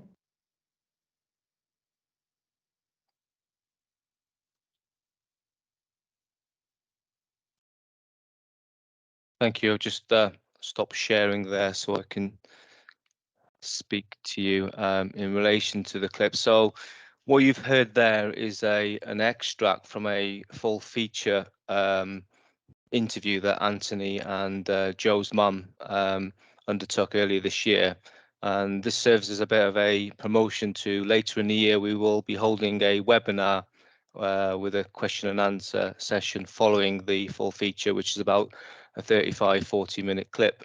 And we'll promote that in time. But I had hoped that Sam might be with us today to offer a bit of an insight to the engagement that we've undertaken in the partnership, but unfortunately, due to it being the anniversary or close to the anniversary of Joe passing, she's not in the best place, but hoping to meet with us when we do the feature webinar later in the year.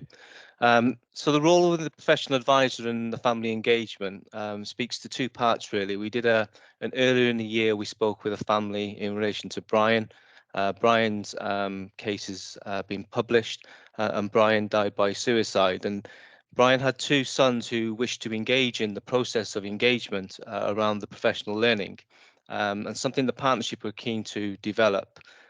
Two approaches, really. Philip would like to have been kept updated by telephone, but James, known as Lloydie, was keen to be in that space with professionals and looking at that learning over that 6-month period. We're at the last action in relation to Brian's case, which is keeping Lloydie and his family updated. But significantly, Lloydie wanted practitioners to be aware that whilst we learn from cases, and often it's in the deficit model where something needs to be replaced or something needs to be changed or practice needs to be altered. Lloydie was very keen that in the practitioners conference that we remind practitioners that we also need to celebrate where things do go well. And part of my role in the professional advisor capacity in case learning, and specifically when we're action planning, is to look to draw on those things where things worked well and share best practice. Then we went on to engagement with Sam, that's Joe's mum. Sam, much like what Anthony was saying around gaming the system and the other presentations that have happened today, features in all of Sam's case really and Joe's story. Sam wrote to everybody and anybody who would listen and wanted Joe's story to be heard. You may have seen the Netflix documentary and the ITV newsreels, but Sam had also written to news outlets, MPs, councillors, and fortunately also she wrote to the board manager, Sadie. And when I came on as a comment last year, I was asked to embark on engaging with Sam to bring that voice or her voice and Joe's story to life. And I set about looking at the events, not just surrounding Joe's death, but Joe's life in its entirety. And there are plural events where Sam felt that she needed someone to listen. Throughout the engagement, which was a bit ad hoc initially, and part and parcel of the work as a professional advisor is I'm fortunate enough to have had the time to build on those relationships and understanding a little bit more in depth around Sam's total experiences, not just in relation to the murder of her son, but the events that led up to that, and going back to when Joe was much younger and was removed from her care. Throughout the process and the interviews, and you'll see this in the feature webinar that we do, there's lots of effects, and you've heard that in the sound bites today where Sam talks about it felt so different coming into Endeavour House.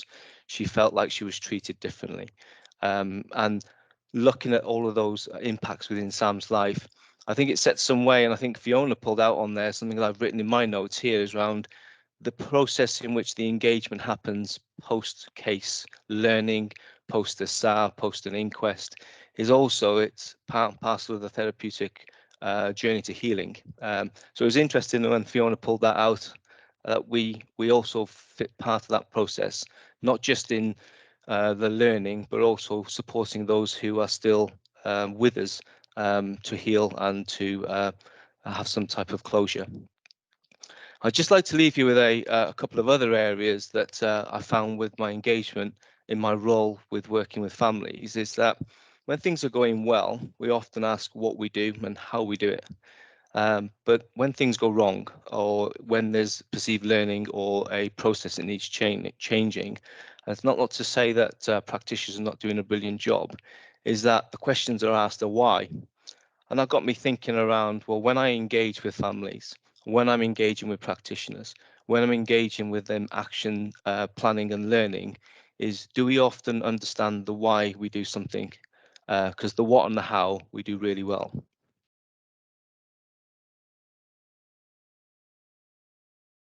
That's me, Anthony. Okay, thanks very much, Will. I mean, it's great to have Will working on family engagement and involvement. It's been in the professions and the public sector and the caring services a principle for about 40 years, but it's slow going at times, and certainly slow going to get equal status between family members, the person who is the subject of the service, and service providers. And so this slot really just talks a little bit about the work we're doing. You can see it in, I don't know if you've come across the campaign for Martha's Rule. Martha Mills was a 13-year-old who died avoidably. She went into hospital with an infected pancreas, and the tests given weren't sophisticated enough to pick up a growing sepsis. And in the end, she died very suddenly after a seizure. And her mother, who is the editor of the Saturday supplement in The Guardian, Mary P. Mills, who gave actually a brilliant interview on the Today programme a few days ago, much better than any cabinet minister I've ever heard, has been campaigning for Martha's Rule, which is the right of the parent to trigger a critical care review if they think their child in hospital is deteriorating at risk of death, to overrule and override whatever consultants or others might be saying to her if they disagree. And it's one of many examples of how lived experience and family involvement can give you a different angle on a situation, and a very valuable one. In the Star and Arthur Child Protection National Case Reviews into Arthur Labinjo Hughes and Star Hobson, now world famous cases for the wrong reason, but the people who knew what was going on were the extended family, but were not adequately considered. And in those types of cases, many fathers remain invisible, and in certainly many cases we work with vulnerable adults, family members just don't appear anywhere. They're an afterthought. So an example of where you can do something practical about this is when undertaking reviews, when looking at incidents, when compiling chronologies, you run a child, family or adult impact chronology alongside the professional chronology, so that you're not just looking at the case record, you're looking at the lived experience of the people about whom the case record is writing. And you then get into issues like the impact, the timescale for vulnerable adults. The woman who stood on the Orwell Bridge, she could have waited a few days or even a few weeks for help, but she couldn't wait months. And certainly in many cases now, with huge waiting lists, the triage processes to assess impact are still quite superficial. So in the partnership, we're trying to develop our family engagement model closer and closer to real time, so we can make an impact on abuse and neglect as it's happening, and to include families in mainstream work much more routinely. We want to try to move away from commentary to change, which is why we're doing fewer traditional case reviews and putting more emphasis onto the implementation of the findings and the recommendations in previous reviews, because the issues are overlapping so much from review to review. We're now going to hear another story, because our work's increasingly informed by stories. This is also an approach to auditing called ethnographic auditing, which is where you will get more from the in-depth analysis of 2, 3 or 4 people experiencing an issue than a superficial survey-based examination of 1,000. That can tell you the data. It's sometimes important in bringing up trends, but ethnographic auditing takes you into the world, into the depth of the individuals affected, including professionals. We're doing little bits of work at the moment on the re-traumatization of professionals who've sat through particular case reviews or inquests which have had a profound impact. So the lived experience of professionals and staff is crucial to place at the forefront of our work. So we're now going to hear the story of an elderly gentleman called George from Tara. Hello everyone, thanks Anthony. So this is a story that was relayed to me by one of our co-production ambassadors, and I've named this gentleman George, although he actually isn't named that, so it's to retain his anonymity. He has given permission for us to use his story as well.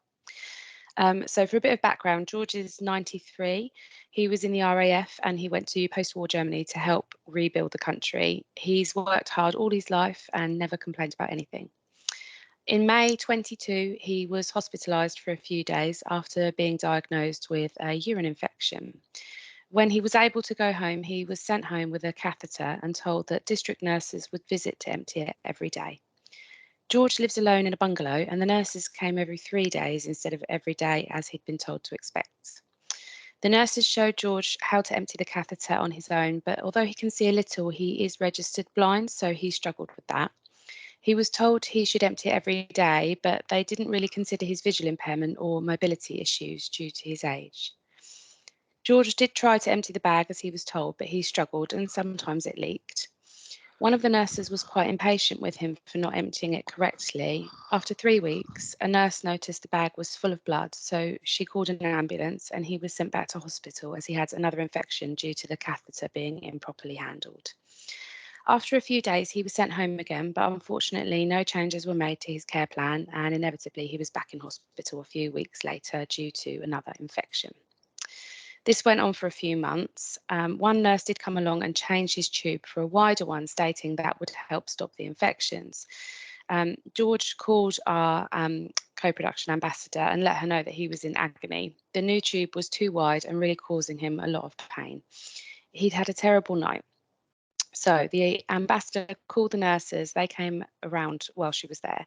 She explained how much pain George was in and how little he had slept. The nurse rolled her eyes and said, "We did tell him not to worry about it and that this is normal. He just needs to wait for it to pass." George ended up back in hospital, but this time social services got involved and said that George needs carers to visit once a day. After another week, a nurse gave George a laxative at the request of his doctor. George has never needed laxatives, but the doctor would periodically prescribe them, because of his age. George suffers terribly when given laxatives, and he has told his GP before that he can't take them, but he wasn't being listened to. As the nurses were visiting regularly, one of them told him to take the laxative, but didn't tell him what this was, or he would have refused to take it. That night, George had uncontrollable bowels and ended up very ill in bed. He couldn't move. He was covered in his own mess, very confused, didn't know where he was, and he was very poorly. The carer for the day came to visit the house in the morning, and George opened the door covered in his own mess, confused and weak. He said to the carer he couldn't let her in, so she left. Our ambassador received a call from George, and he sounded terrible. She went to the house, and he was in an awful state. He was stuck in bed, still covered in mess, and couldn't move. He wouldn't drink or eat and was very confused. She phoned for an ambulance. The ambulance service said they could be around 7 hours. Called for his GP. They said they'd come out sometime that day.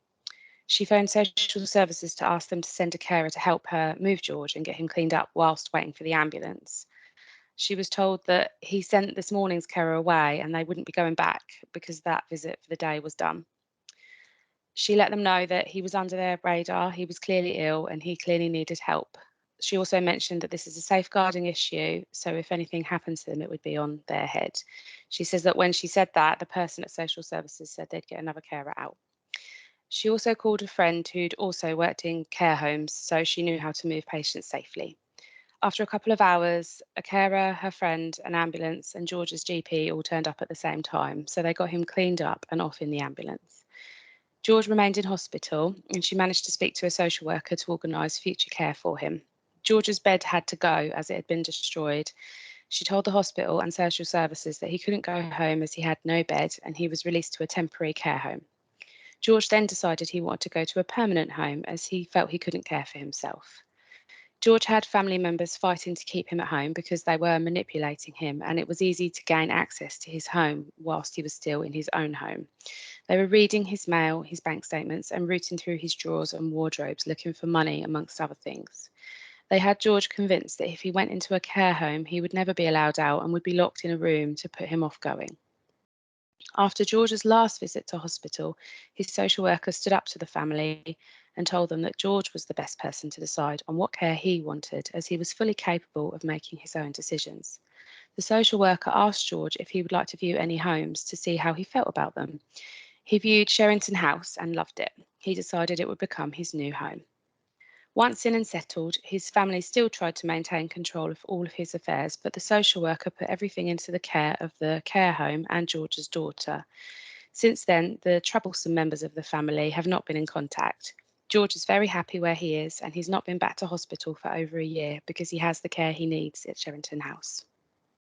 That's the end of our story, Anthony. Thanks very much, Tara.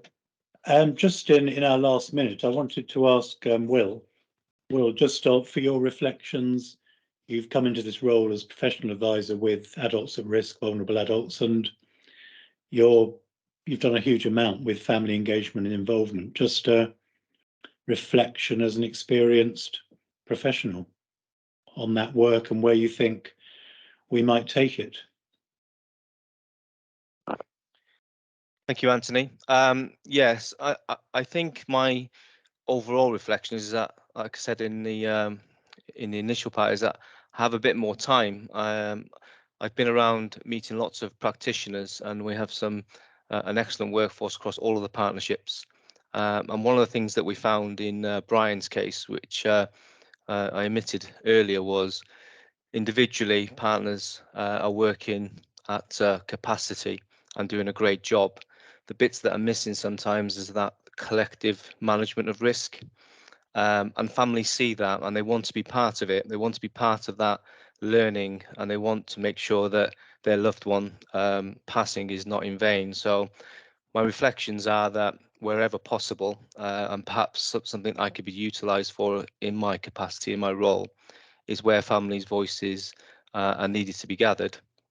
Perhaps I could be utilised, but I see this as a development area and an opportunity for families in all reviews that we do in the future, whether that's a tabletop exercise, professionals review, partnership review. But yeah, I see that they want to be part of that solution process. That's my reflection. Thank you very much, Will. And that brings us to the end of this slot. Back to Sadie. Thank you. Excellent. That was a really interesting slot. Thank you ever so much for that. So we're going to move swiftly on to our next slot, which is about contextual safeguarding. And this is a presentation. I think I've got Charlie and Michelle with us today for this slot. So Charlie and Michelle, if you're here, could you pop your cameras on? I'm here. Yeah. Excellent. Thank you. I will hand over to you both. Okay, thank you. Hi everyone, my name's Charlie Pincock and I'm practice manager for our Make a Change team, which is the child exploitation team for Children and Young People Service. And I'm Michelle Stoper, I'm County Safeguarding Manager for Children and Young People Services for the South and the coastal area. I have as my portfolio lead, CP as my portfolio lead as a safeguarding manager. So Charlie and I are here to do a bit of a double act. Charlie's going to go first and talk to you about exploitation. And then I'm going to talk to you about the way forward in terms of a pilot that we are looking to start very shortly, which is for contextual safeguarding conferences. And I'll explain more about that when I do my bit. Thank you. Okay, I'm going to start off with just a short video just to say what is contextual safeguarding. So like everyone else, I am hoping this is going to work. You know, for those of us that work this, contextual safeguarding is an approach to extrafamilial harm. So what's happening outside of the home. And if you can let me know if this plays, if you can hear it, that would be great.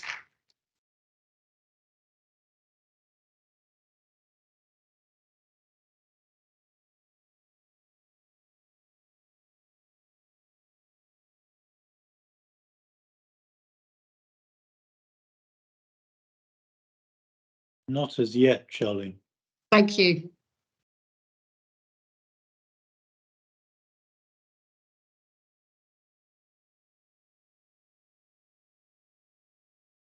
Is it a web link, Charlie?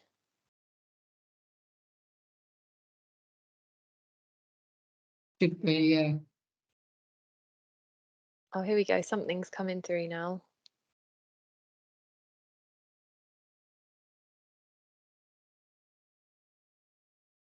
I don't know if you can see it. I'm frozen. Yeah, it's currently just a black screen, but it looks like it's thinking about it. There we go. Yes, we can now see a PowerPoint presentation. Thank you. If it's got a volume, we can't hear it. No.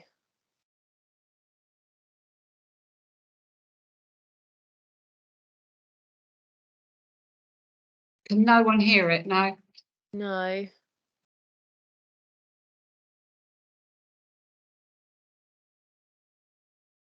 That's the problem with technology, isn't it? When We've you all had share it your today. screen, there's a button at the top after you see it, and it will say volume on it.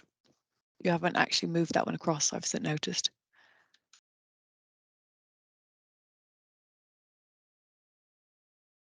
Now reshare your screen. So come out and go back in to reshare it, and you'll see that there's a little black box. Okay. Then share again. Yeah. And you'll find it in the top left hand. So it's before you get to this point. So when It's you before, yeah.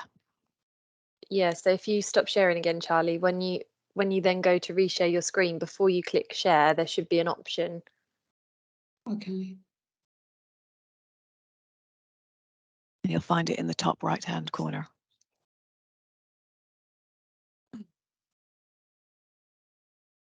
Yeah, got it. Thanks, Claire. Can you come to all my Thank meetings, you. I please? think we're there. I didn't know that, so I've learned something today. Thank you.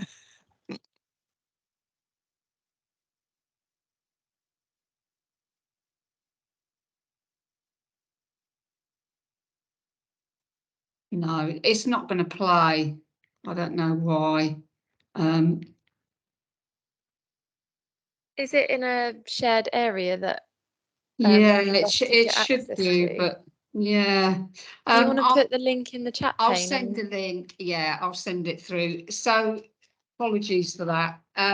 So contextual safeguarding is it's an approach to safeguarding that supports practitioners to recognise and respond to the harm of young people that they experience outside of the home.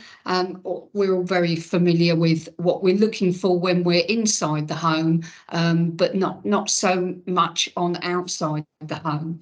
So if I ask you, what we do is we'll do a lot of mapping. So practitioners in the Make a Change team, practitioners in the C hubs, the child exploitation hubs, will do neighbourhood assessments, young people safety mapping. So if I just ask you, if you were, just to put in the chat really, if you were looking at what would we want to know for those young people, that the extra familial harm is happening outside the home, what sort of things would be wanting to know? What would we be asking? If you could just put some in the chat, that'd be great. Yeah, areas they feel safe in. Missing school, yeah. Why, yeah. Yeah.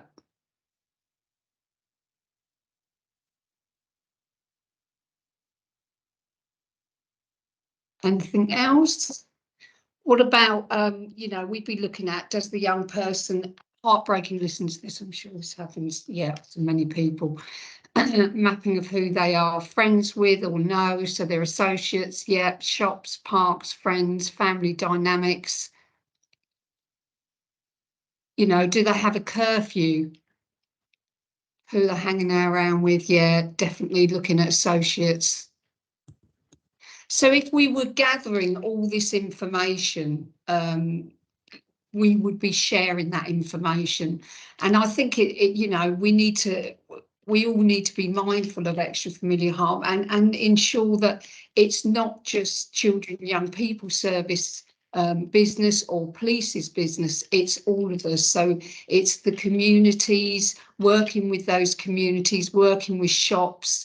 You know, we've worked with places like McDonald's, haven't we, Michelle, where we've used and asked them, you know, young people accessing the internet at McDonald's, you know, various things happening inside McDonald's, and young people will, you know, tell us areas that they don't feel safe, and gathering as much information as we can, really. You know, when is the young person, are they going missing, when are they going missing, where are young people congregating, where are they going to, what can we do within those areas to disrupt and support it to make it a safer area. There has been times where we've looked at it and you can think, well, let's move them on from this area, but it's not the answer. You know, you'll move them on and they'll go to somewhere else. So let's look at that area collectively and look at how we can make that area safer.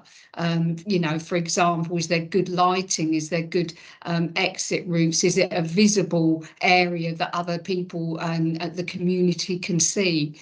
Because like I say, it's all of our business. If you go on to, and I'll put it in the chat when I finish, but the Suffolk Safeguarding Partnership, there is an array of resources in there,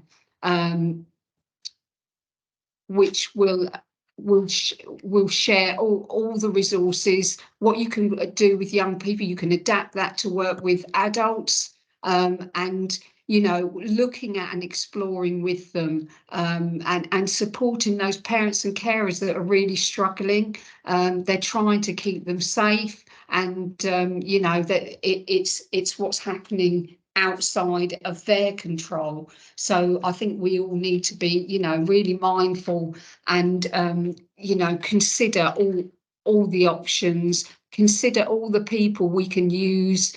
We had a mapping meeting of an area rather than the young people. We specifically looked at an area that was of concern, and we had an array of professionals on that meeting. We had a local GP who actually shared and had a lot of information. The local library, you know, she had a lot of information to share, things that were going on. You know, there was lots of people within that call that were fully aware of what was going on, and then that leads us into being able to do that safety plan and what we can do to make those areas safer areas for young people. The contextual safeguarding, there's 5 champions in Suffolk, and we meet with lots of other local authorities to share our experiences, to share our practice, and to you know, look at different ways we can work, and how we can benefit Suffolk, looking at other resources, and other things that others are doing. So they happen sort of every 6 weeks, and they're very informative, and they give us a lot of information, and we can share our practice. The other thing we're looking at is our system, Liquid Logic. We're looking at putting contextual safeguarding within the system, so people will be able to see the links, areas, hotspots. So there'll be a lot more informed practice around that. But particularly if you're going out and seeing a family, you know, you're looking at assessing a family, or you're looking, look at what you would want to know, look at what you can ask, you know, mapping some things with them, mapping some areas. And like I say, the resources on the Safeguarding Partnership are really good guides, and you can be really creative with them, as a lot of the MAC workers are, to get that information. I will pass over to Michelle, because we know that the child protection conferences do not fit for extrafamilial harm, and that's when Michelle will come in to inform you of what we're looking at doing next. Thanks, Charlie. Okay, so I think Charlie's really summed that up really well. So if we think about concerns around extrafamilial harm, i.e. spaces, places, faces, so places young people are going, places, venues and areas where young people are tending to meet, and concerns around who some of those young people are associating with. So what we hear from parents is, in a child protection conference, is actually we're doing absolutely everything we can do, but when our child leaves our house, we have absolutely no control over what's happening. And I think you would agree, if you looked at that situation, how can we bring these young people to a child protection conference where we're looking at making an appropriate plan which would put the emphasis on parents doing what we need them to do? It just really doesn't work. So we are in an exciting stage actually for safeguarding and working with our partners to look at a pilot. So across the UK currently, there are many local authorities who are doing their own pilots and their own version of what else we can do alongside keeping our current child protection process in place, because at the end of the day, the child protection process as it is established, it's set up, it's a recognised process, and it's actually legislated for. So what we want to do is to look at developing, and what local authorities have looked to do is to develop various pilots where we can introduce contextual safeguarding conferences where we are specifically looking at extrafamilial harm, i.e. criminal sexual exploitation, serious youth violence, gang affiliation, all those areas where the harm is happening outside of the home. So we have been working on this for some time. We have had a task and finish group that we're pretty much at the end of where we need to be. And we are really hoping that we can be in a position to roll this out in Suffolk in literally the next few months. We are at the stage where we're writing the policy, and we will hope to have that with our policy and procedure group in the next month. And then from then on, it will hopefully have the support of the SSP and our partners to bring this forward. So in terms of what we're looking to do in Suffolk, our pilot, we have looked at what we're already doing well. And one of the things that we feel we're doing really well at the moment in Suffolk is our MACE, which is our multi-agency child exploitation panel. So we have taken the good things from MACE, and what we have suggested for our pilot is the pathway to a contextual safeguarding conference will come from MACE. So what we do at MACE, and I'm sure you're already aware of this, and I don't want to take away from anybody else who's going to be presenting about MACE or who already has presented today.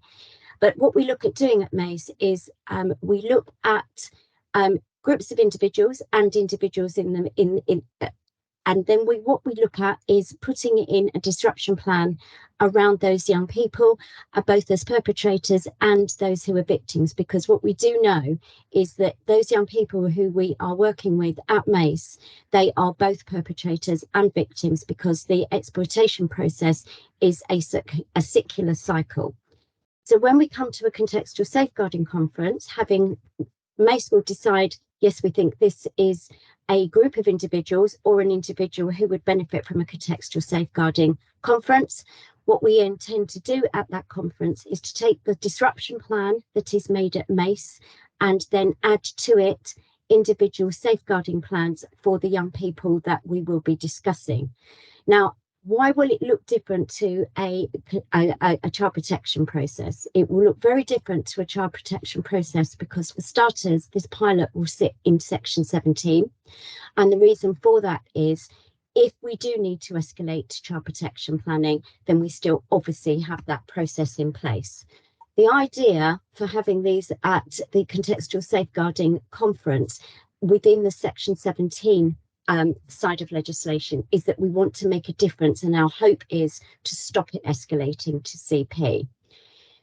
The other way this will look very different to a traditional child protection conference is that the young people and their families will not be at this conference. So the meeting will have professionals and agencies included who are specific to the issues that we are looking at.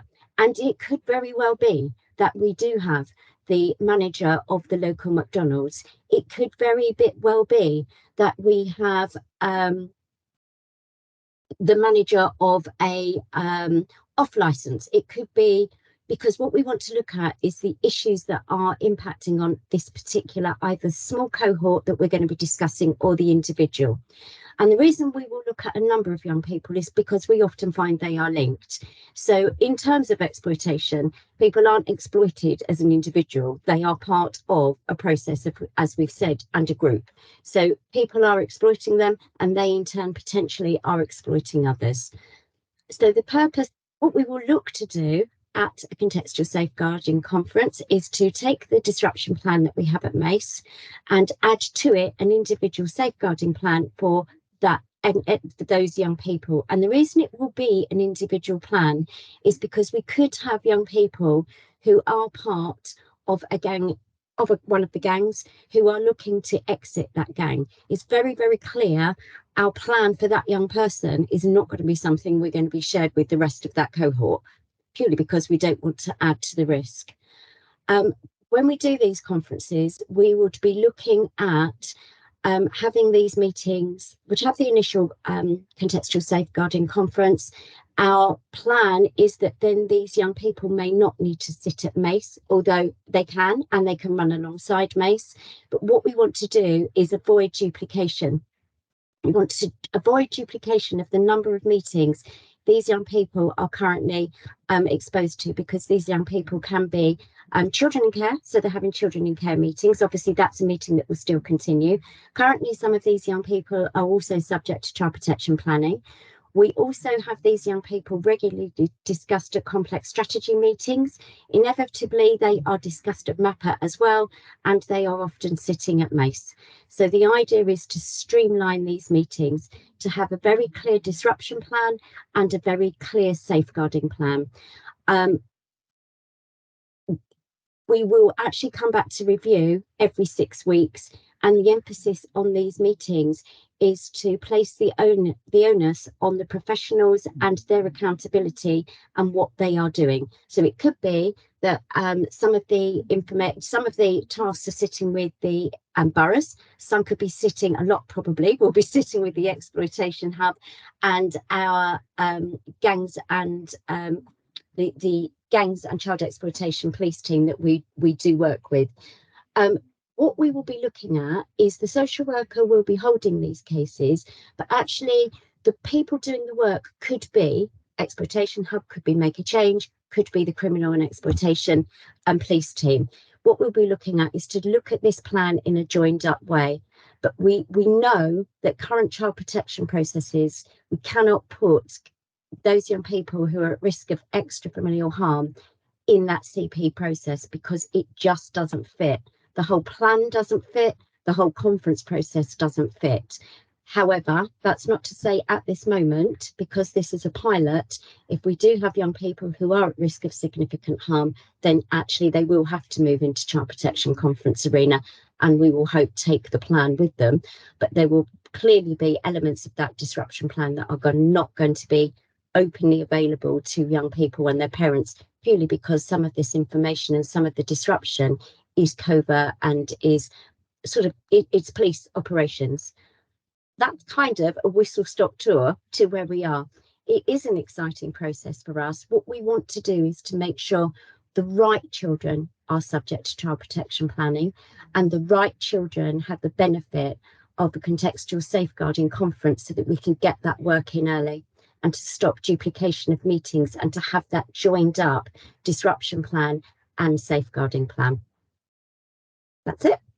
Thanks, Michelle. That's a really, as with all of these topics, they're so hard to fit into a really short section, but I think you and Charlie have really done it justice. So that was really interesting. Thank you both for that presentation. So I'm going to move us on, and we're now going to hand over. So the next slot is around, so something that Will touched on earlier was around the challenge that we'd had from one of the families that we've worked with around celebrating success. And so we wanted to make this a bit of a feature point in our conference, and we've got two very separate presentations just as an overview. One of them is from Cara, and this is around signs of safety. And then we've also got Rachel around self-neglect. So Cara, are you with us? Oh, thank you, I am. Can you hear me okay? Yes. Yeah, brilliant. Okay, I'm just going to share my PowerPoint. Hopefully it will come up on the screen. If you could just let me know when you can see it. Yes, we can see that. It's just loading. Oh, technology. Brilliant. Okay, thank you. Okay, so my name's Cara Webster and I'm a training commissioning consultant within the Signs of Safety team. And we're going to come and share some good practice today. So Suffolk County Council and its partners have been using Signs of Safety to support children, family and adults since 2013. And as with any approach, we need to ensure that the approach is enhanced and developed in line with evidence and research. So SOS Plus is the enhanced version of the approach, and whilst holding those core values and the traditional signs of safety, it brings together additional knowledge and tools within the restorative and trauma-informed approach. So central to SOS Plus is that people are experts in their own lives, and good relationships contribute to better outcomes for children, families and people, and we aim to work with people. So over the last year, we've been really busy. So over the last year, 2,250 SOS Plus learning sessions have been accessed, and over 376 Signs of Safety learning sessions have been accessed. And our learning programme is continuing into 2024, and I'll give you a bit more information on that shortly. So what we wanted to celebrate is a tool that we've been using throughout our learning, and we know that many people we work with and who provide services will have experienced some adversity in their lives. So the SOS Plus approach encourages people to acknowledge and validate this and respond to support, engagement and improve outcomes. Some of you may have heard of Dr. Karen Traceman, who is a specialist in educating people, organisations and others on the impact of trauma and how to support people. I'm sorry, I can hear a dog barking. I don't think it's my dog, so I do apologise. So we've got here, take what you need tokens. So this is a really useful tool which can be used to begin a conversation and an intervention. And when we meet people, we're often driven by our own agenda and can be quite task focused. So this tool gives us the opportunity to really connect and find out what each other need to support a conversation. Okay, so I'm going to show you a short clip, and I'm praying this works, from Karen Sweeby, who has used this approach. So I'll hand over to Karen. So hopefully this will work for you.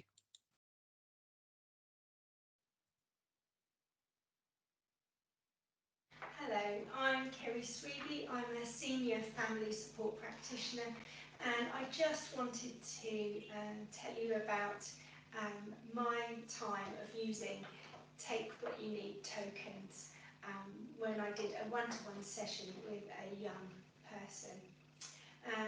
For the benefits of the video, I'm going to call her Liv. And so Liv was a very anxious young girl and continues to be.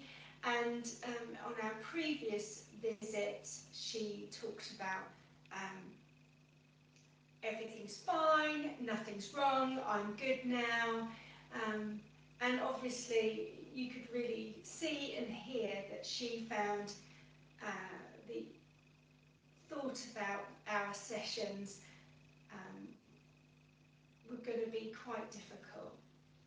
But from using this medium of Take What You Need tokens at the very beginning of our session meant that I was able to meet her right where she was at. And as she studied through each picture, she was able to tell me what one wasn't there that she really needed. And that meant that I could then use appreciative inquiry to ask her a bit more about that token that she needed. And this led on to me drawing two tokens as such, one with what she needed, and therefore thinking about how she could get that and what stops her from getting that token, just through using appreciative inquiry, lingering longer and allowing her to have the time and space to process those questions and then to answer, which then led more onto looking at why is it that she doesn't have maybe that motivation? What is it that makes things really difficult? And this meant that she had the opportunity to really open up, and it didn't matter that we didn't talk about what was on the possible agenda. It meant that we were able to look at how she was feeling right then and there. And obviously, as with many of the young people that we support and serve,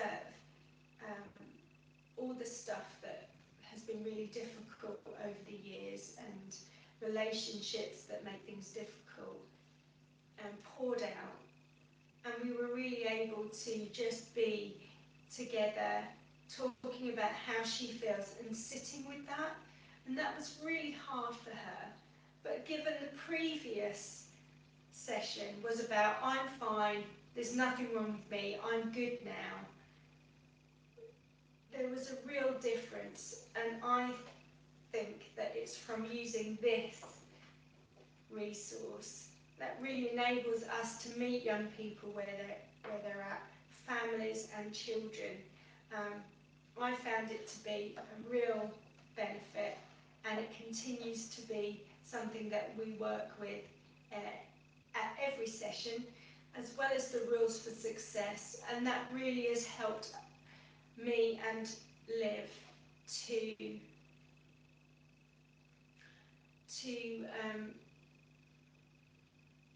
bond and gain an understanding that I want to understand her world. I want to know that I do care, and I feel that that has helped us build a real open and transparent relationship to date. So if anybody out there is unsure of how to connect with a young person, I would definitely recommend Take What You Need tokens and Rules for Success. Those things that we use in our training sessions every time actually works wonders with the people that we support. Okay, so big thank you there to Kerry, who showed us beautifully there how the tokens really supported her to build the relationship with the young person that she was working with. So if you would like to find out more, we have now got an electronic workbook up and running for Children and Young People Service, and I'll put the link into the chat. And very excitingly, the adult book is coming also. And as we continue to bring that learning into the end of 2023 into 2024, those dates are on CPD. So if people are interested in that learning as well. And thank you very much. Excellent, thank you. Really appreciate that, Cara. So I'm now going to hand over to Rachel. Thank you, Sadie. Oh, good. I was going to just say, can Cara stop sharing? So I will just share my screen now.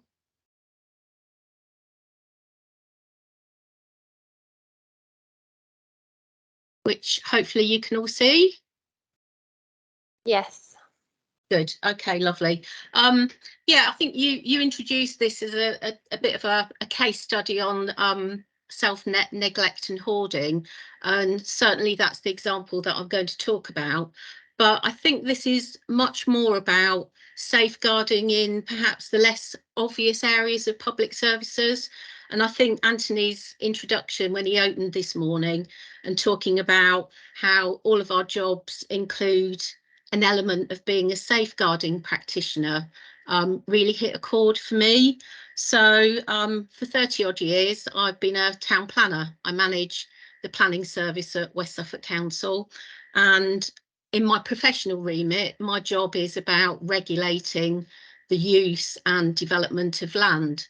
But inevitably, through that job, all our planners are constantly talking to people, applicants, neighbours, objectors. So whatever we do in terms of dealing with land, we're dealing with people too. And just a little bit about my own sort of personal interest in safeguarding. I don't think up until the last few years I would have ever described myself as a safeguarding practitioner, and I'd probably hesitate to even describe myself as such now. But a few years ago I had a personal interest in domestic abuse.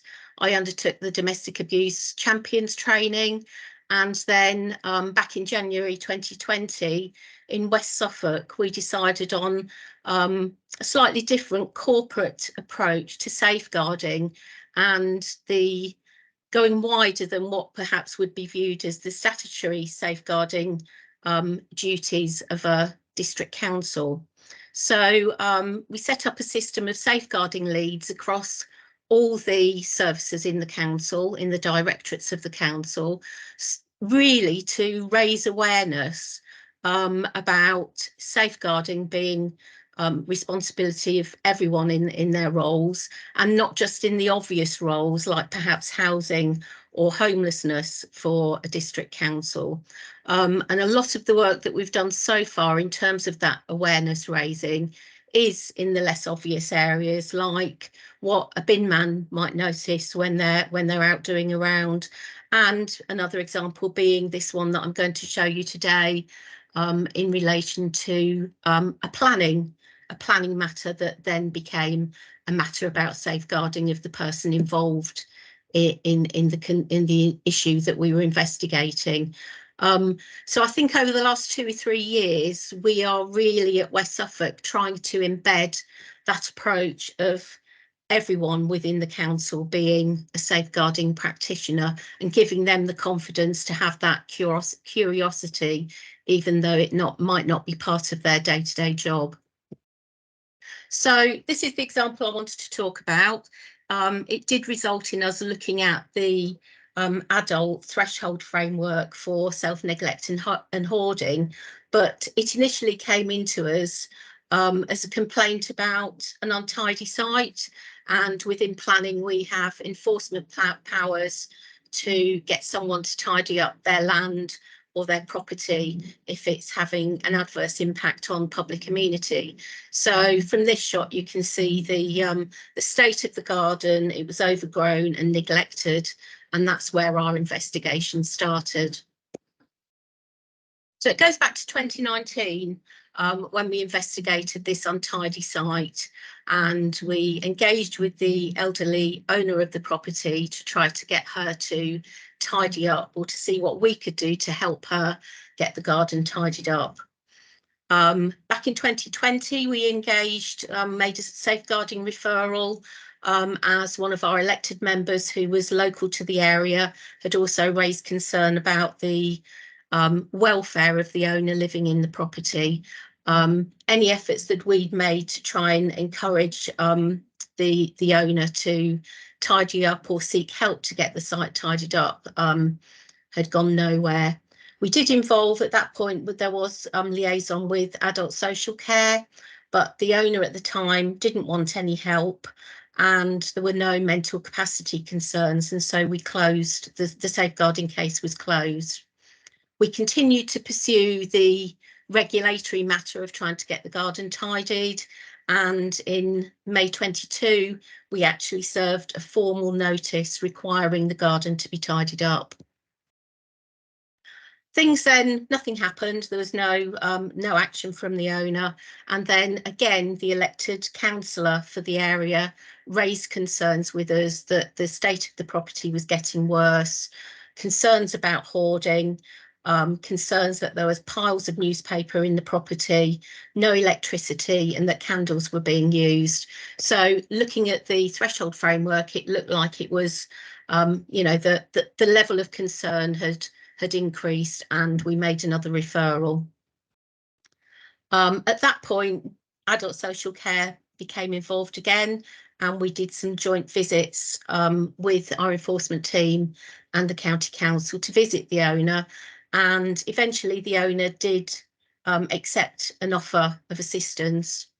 So as recently as June this year, the house got cleared, the garden was tidied, and the owner has accepted an offer of sheltered accommodation. So a small example, but a real success story. And I think there's just a few reflections here of what we thought about this piece of work.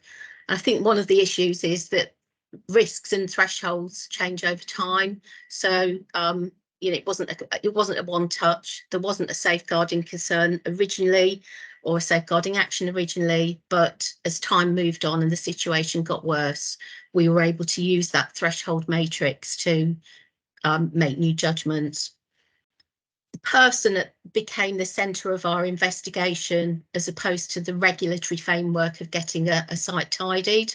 So it was the concern for the person as opposed to the end result of getting a tidy site that remained a constant through our dealings on this site.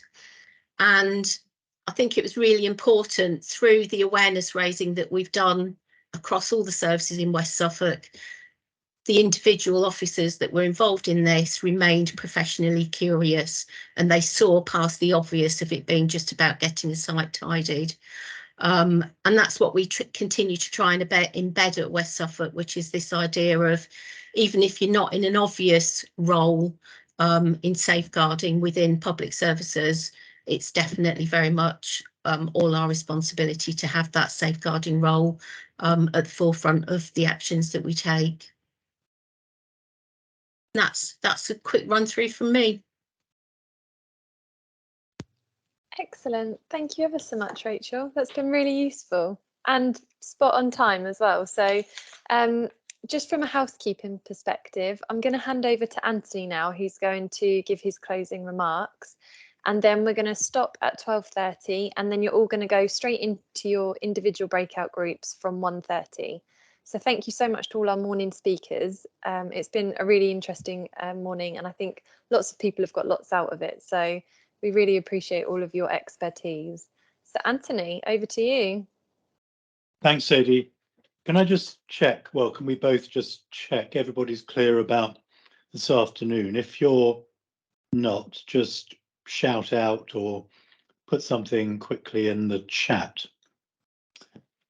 All I'm going to say is, again, to echo Sadie's thanks, to say I hope you've learned a lot. I have, from, well, right the way through, from the points about safeguarding in relation to exploitation, and then Rachel's point about 4 or 5 years work with a single man who clearly wanted to stay in his own house. You could have said, well, why wasn't it done much quicker? And I was reflecting on that, because in the old days we would have just gone and cleared it, not with much consultation, using authority without consent. And it's great to see that shift in the zeitgeist, in culture, towards co-production, working with people and giving someone quite a long period of time to decline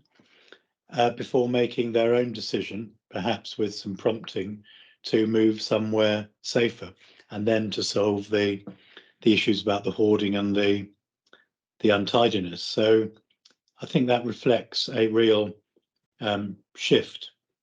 I wanted to just say we're doing these annually, and it made me think that it might be useful to take one issue or two and to look at them globally. I do occasionally do or participate in global events, which is where it's a bit like this. Everybody from different jurisdictions, different countries has 10 minutes, 15 minutes to say what they're doing, how they're working with a particular issue. Let's take self-neglect and hoarding. So to have a global collaborative on self-neglect and hoarding, or, as Michelle talked about, contextual safeguarding conferences, would be possibly something we could look into for next year or the year after. Because I think what's happened internationally is the issues have converged, just as the politics have diverged. And you can look at the most politically different societies, dictatorships and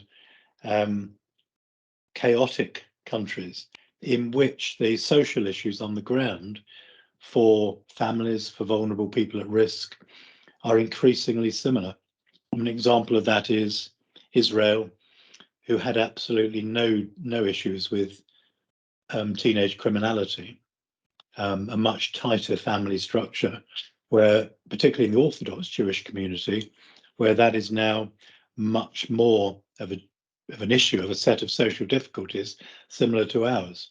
And equally in Japan, where the care of elderly people was much more family based. I mean, don't get me wrong, it still clearly is, but particularly because of the law about subsidiarity and the legal responsibilities as well as moral responsibilities on families, there was very little need for the state to intervene, certainly in the way we do.